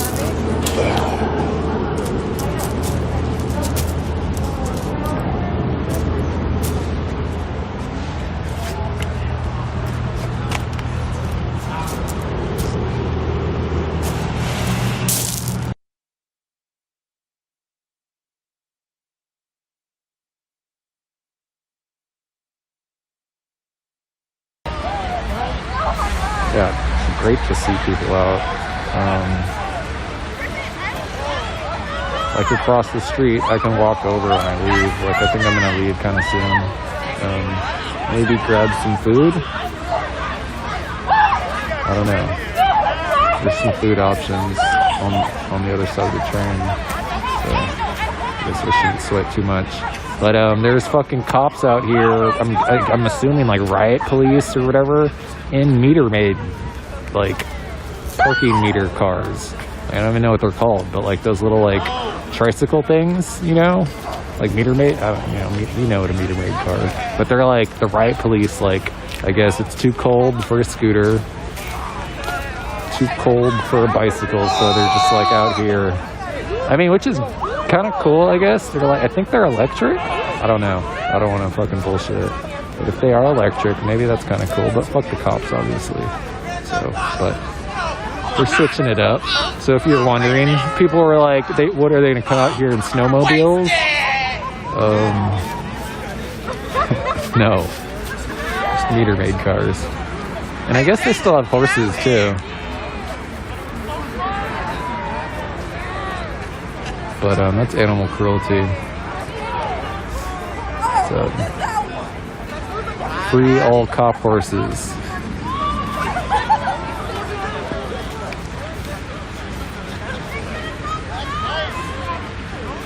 They didn't want to be fascists.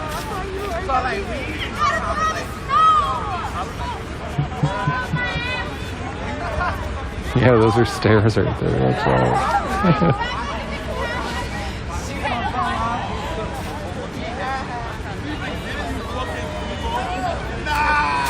Oh, damn.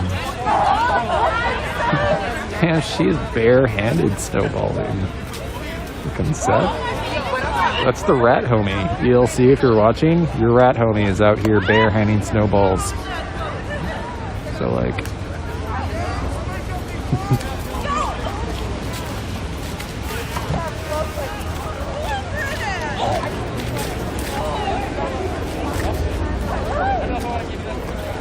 Monument. Definitely is.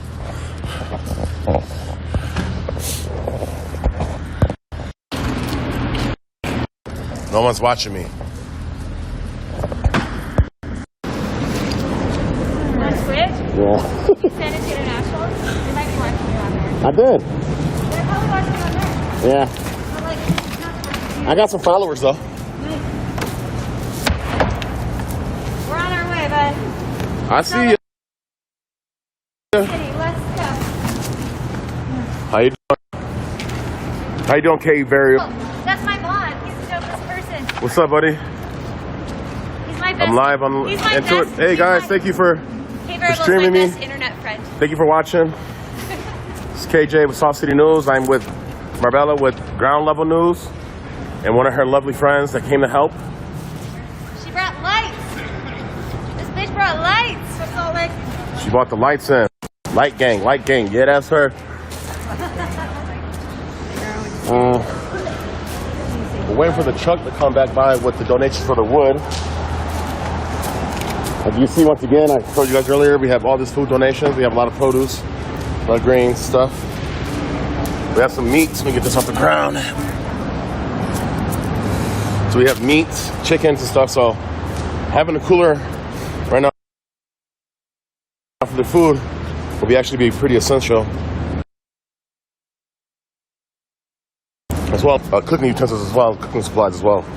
So if anybody has any cast iron pots, any old grills that they're not using, you know, that we can use those, unsheltered, they can use those things, you know, in a sense of like having a controlled fire, multiple other things.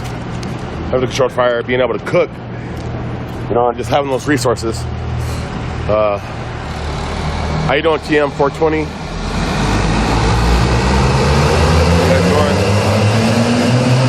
Sorry for the noise. Trying to get everybody's like, you know, faces off the camera, so I don't want to invade their privacy in that way. But as you can see, like I said earlier, so I'm not to get that fire started again, but we're trying to really maintain the fires, to get the fires to keep going, keep them warm. Like I said, there's a storm coming in today. So if anybody has any extra warming supplies that they can donate, that'd be awesome. Please message me, contact Ground Level News or any member on Facebook from Soft City News. And then that'd be highly appreciated for them. Like I said, you know, firewood and whole sweaters and stuff.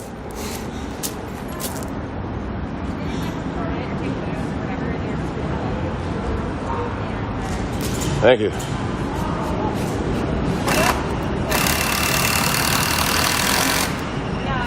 Thank you, K Variable. Like, yeah, that'd be awesome. You know, sharing it to everybody, getting up there, be good, as well as get the eyes out so people can see what the community is doing, what a few members in the community is doing that can force the hands of the government, the legislation, as well, you know, to give those funds to the unsheltered. I'm just grabbing some firewood, guys. Gonna build these fires up. Can't have nobody freezing out.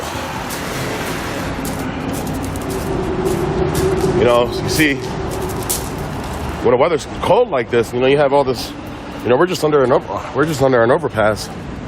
So when the weather gets like this, it actually makes it hard to maintain simple things, just as fire and heat. So, like, if you guys, anybody has like any fire starters, you know, non-toxic things, it's not gonna permit a lot of smoke on the air. Nope. But we're doing everything we can to get everything out the park. Good, that park's starting up. So we got a fire starting. As you see, we started to focus on our sanitation and things like that. So we got trash cans going on. We got Turtle. She always killing it, you know what I'm saying? Anything you want to say, Turtle? You want to say anything? No? Yeah, you do? That's Turtle. That's one of our unsheltered brothers and sisters. That's Mike, you know him. Everybody know him, right? Come here, bud. Come here. So, that's right. Hell yeah. Oh, wait, hold on. We got the Hellhound. We got the Hellhound. Let me get, he needs a spotlight. Want to show everybody out? Hold on. Oh, so we got some tricks coming in, guys. And this is another thing as well. Like, if you guys see, we have animals here, you know, and it's, you know, it's going to be cold for them as well. So, like, I'm his favorite person. I am. I'm him. All right, here we go. This is his milk bone. He loves these little things. What trick you gonna do for us, bud? Shake. Speak. Other paw. Yeah, speak. Whisper. Whisper. Whisper. Whisper. Whisper. Hi. Come here. Hold on, Mama. So that's one of. And hey, you gotta do the best one. Show We got one more. We got the grand finale. Gotta show him how tall you are. I need some hand sanitizer. All right, thank you. Gotta show him how tall you are, bud. Here you go. Come on. Up. Up one more time. Good You guys see how tall he is? That's a tall boy right there. So yeah. So that's. Favorite person, though. Don't let him forget that. I'm his favorite person. Me. That's the favorite person right there. So that's another thing as well. Like, you know, we have. Right there. So that's another thing, you know, as you see, we have animals, we have females over here as well, like that. So we need feminine products for them.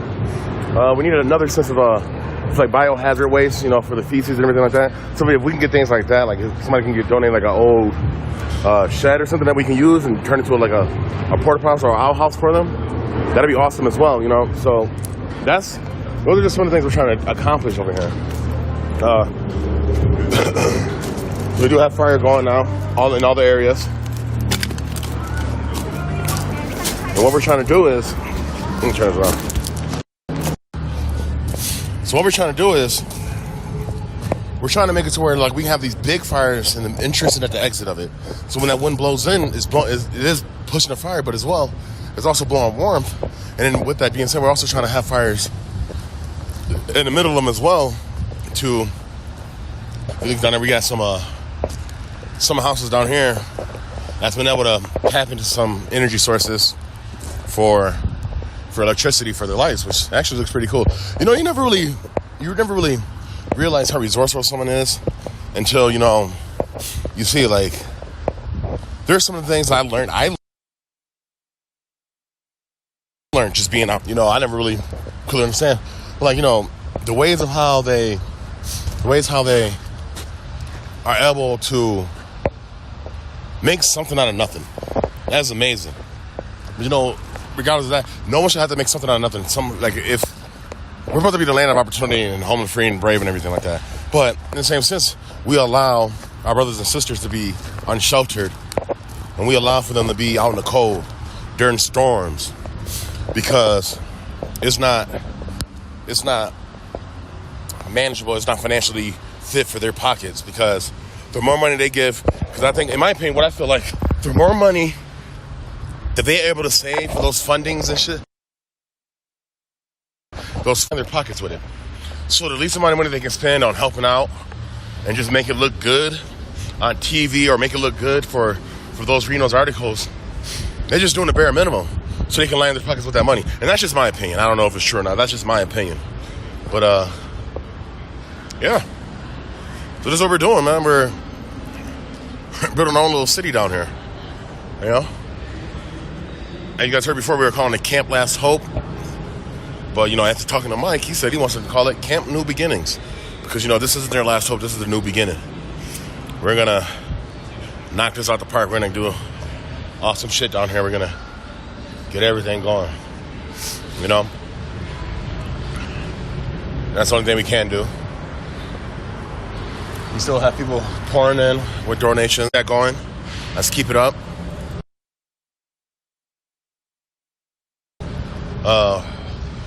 Just a heads up though, overall we don't need any, we aren't in need for any like baby clothes here at this certain location, but you know, yet still, I mean, things that we can use are certain things as boots, gloves, hats, scarves, blankets, blankets,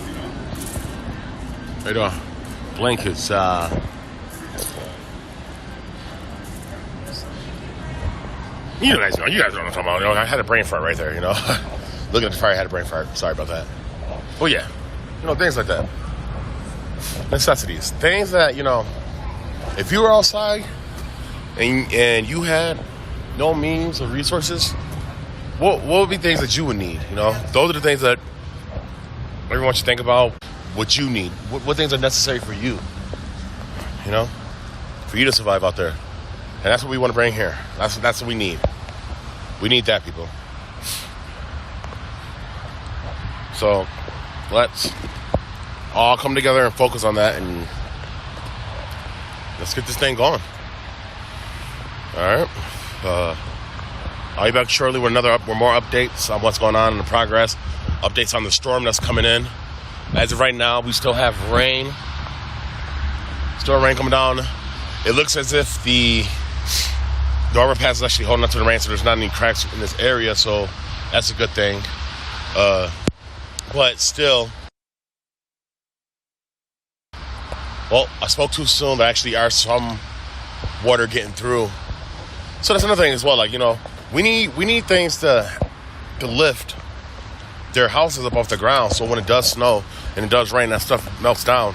That it's not actually it's not affecting their houses, you know. It's not getting their beds wet or anything like that. So the chance of mildew growing is lessened.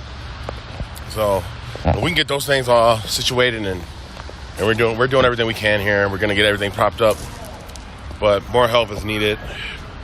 We're not asking for your money. We're not asking for anything like that.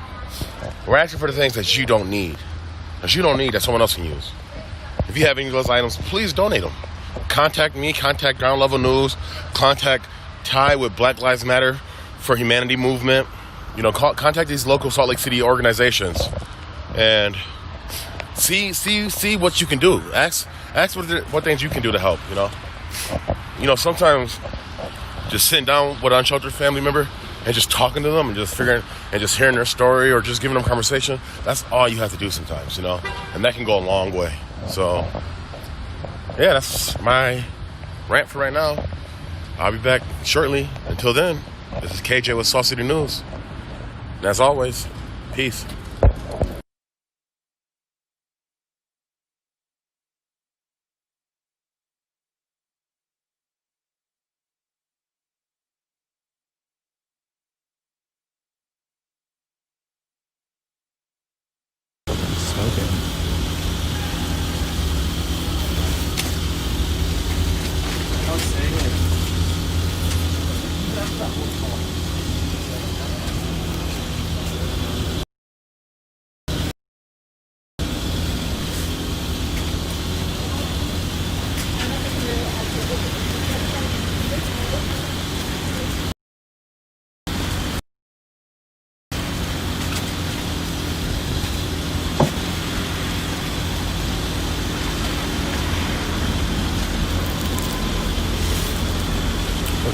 Fingers are like red out here. God damn.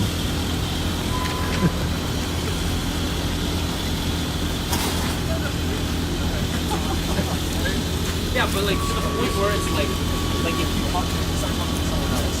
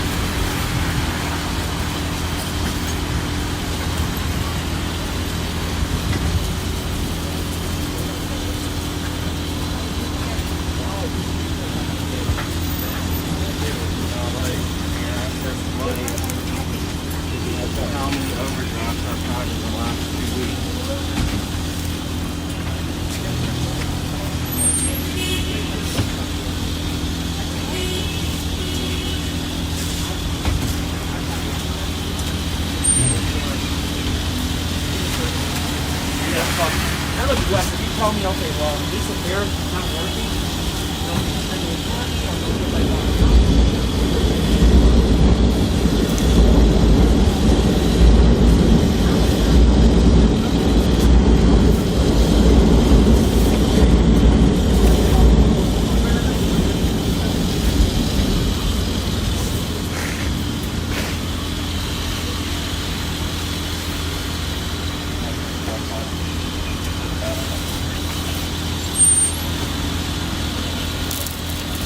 all crust, but I love it.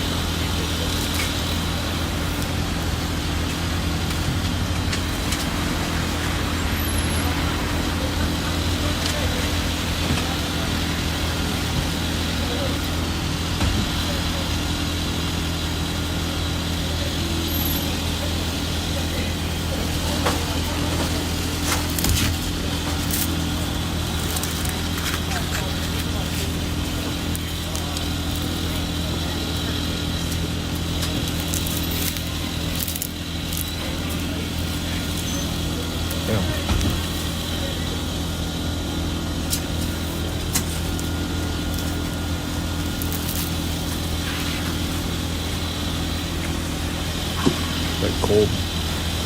So good. Cold. Still steamy.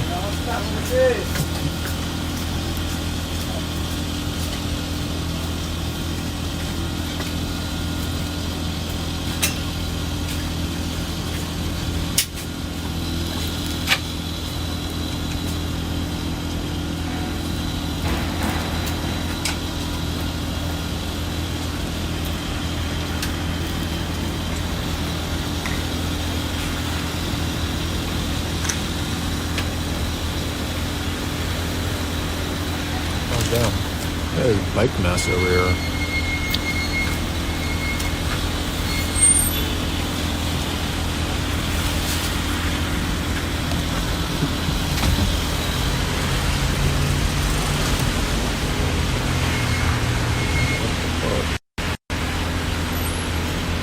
That's cool. Something like that.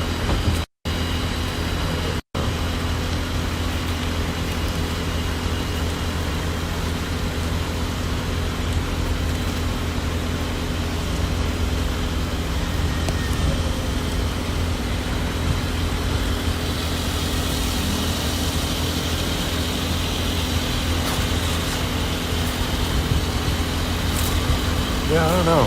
I've just like, even in California, I would eat pizza like that.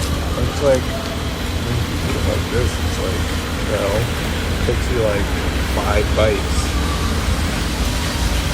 to like eat. Whereas this, it's like one big ass bite. I think that's one. You gotta pick that up.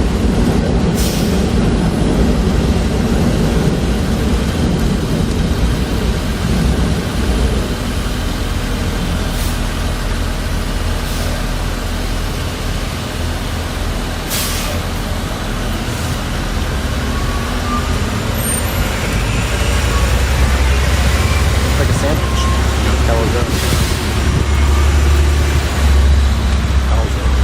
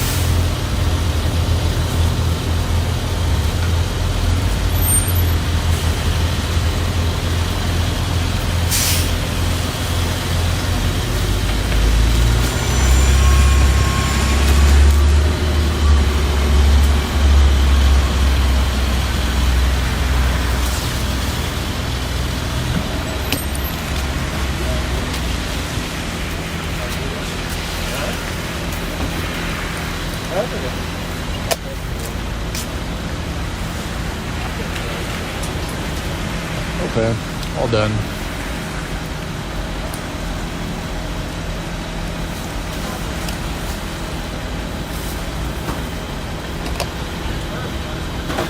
No, it is down there. It's just like, man, down there with the rules and like.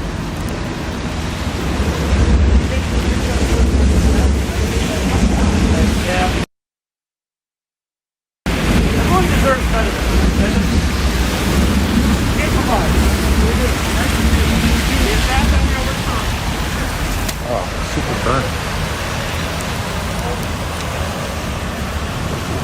Like burnt toast.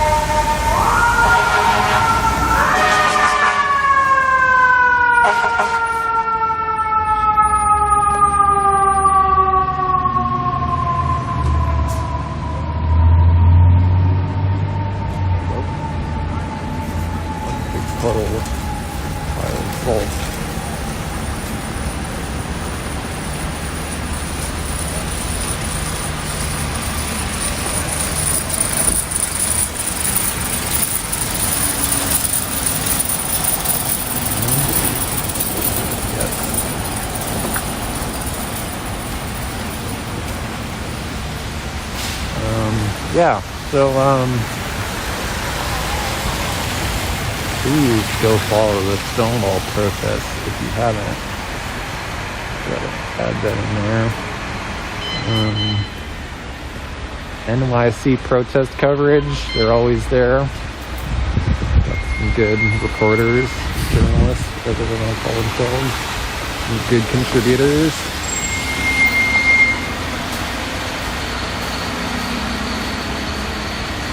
And then also just NYC protests, I believe. There's NYC protest coverage and then just protests. They're both good, great, amazing. One is like younger though. I think like one is like a Zoomer community, which is cool. Like there's like a TikToker that comes out here. And it's like the more the better, in my opinion. Spread the message. Because that's how I feel it's all about. It's like educational. That's what like, you know, the protests are supposed to be, right? You're supposed to like inform people.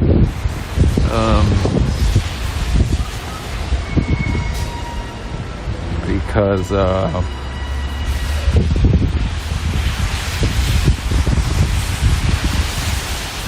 there's a lot of people that are misinformed.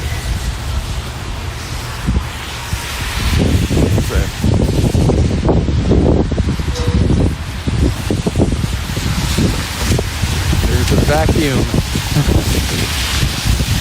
Vacuum of information.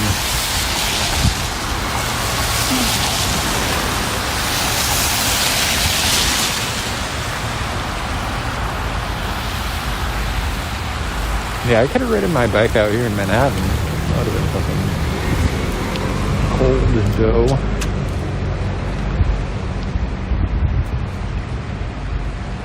Would have been quicker.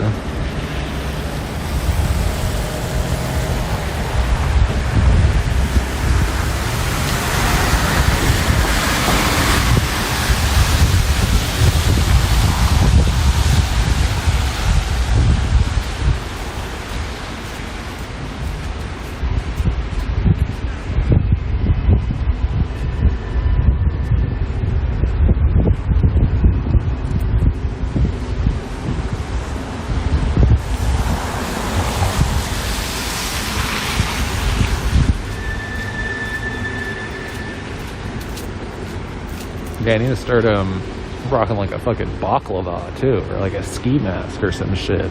Keep my face warm, you know? That's what I have to start doing. nose is getting cold out here.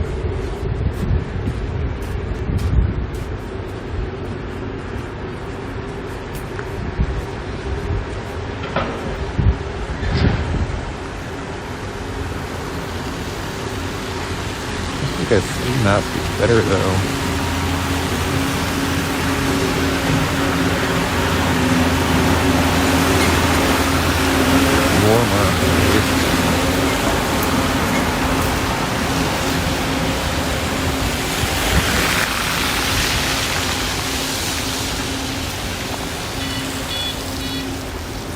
Klava, however you say it.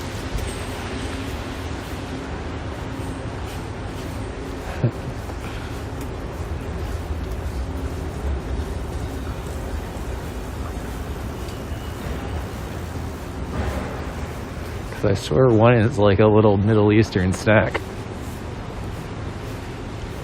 I don't know if it said the same way or not.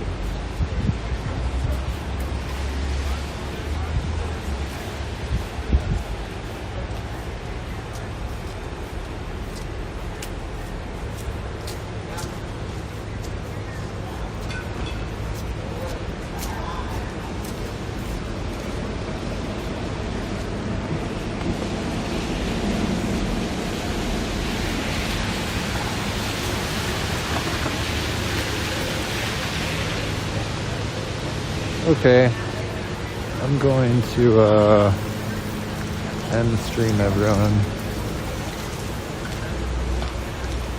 But it's been nice. I will keep my eyes out for protests. There's always stuff going down in New Jersey at the actual ICE facility. One of these days I will head over there, but I feel like it's a trap. You know, like I just gotta warn everyone, other activists in the area, that New Jersey's a fucking trap. Like, I don't know if they get people for like crossing state lines or some shit, but it seems like they're like extra aggressive towards protesters in New Jersey. And like I was making a joke where it's just like all of the fucking bad cops, you know, go to New Jersey. You know, the ones that don't like make the NYPD cut, you know? Because it seems like that. Like just like looking at like how aggressive they are, the lack of diversity. Like there's actually like black, you know, people of color police officers here. Like sure they support a racist system, but there's at least like some actual diversity. Even though, I mean, that doesn't mean shit. It's like sometimes the fucking black cops are like super aggressive. I don't know why. Like maybe they're trying to prove shit, but I'm not gonna get into it. But I have noticed that New Jersey is fucking looks dangerous. They were tear gassing and macing people. Like, so yeah. If you guys are into fucking riot porn, maybe I'll go to New Jersey. But I'm not. Like, I'm not trying to get fucking brutalized, obviously. But I do want them to abolish ICE. So if that's what it takes, maybe that's what it takes. We'll see. Or at least try. See how it is. It's not that far. I think it's like an hour out of Manhattan into New Jersey. But yeah, fuck you, ICE. Fuck you, NYPD. Fuck you, New Jersey Police Department. That's the thing, like, they didn't even have an ICE facility. Like, I keep on lying.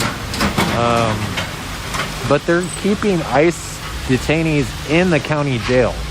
So, like, just to be clear, like, the city, the county, is keeping illegal immigrants. Like, that's not a city or a county's job to enforce immigration, you know?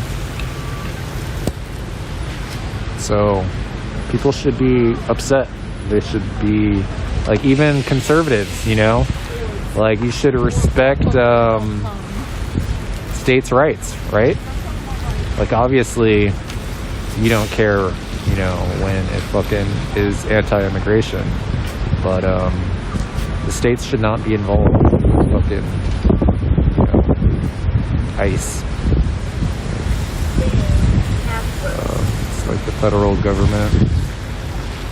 And they're on a hunger strike, so it's not just fuck ICE and abolish ICE. It's that right now in New Jersey, they've been on a hunger strike for over 30 days. So like, on top of that, like, don't let the details be forgotten. Yeah, anyways, I'm gonna get out of here. Love you all. Peace. Good vibes. Thanks for all the new people that came into the stream. Like I said, I'll try to keep on streams and stuff. Show off a little bit, but I'm still here. I'm still down. Yeah. So peace. What else? Yeah, go check out woke.net if you don't know what's up. They have their own little chat platform, so make an account, do your thing. Yeah, I think supporting woke is cool. We need a more progressive streaming option. Like, obviously we're still limited to the streaming broadcast provider or whatever, but I think people need options. Reviewing, but check out woke.net. International Media, INTL. Shiloh 1. Love you. Alright, peace everyone. Take care.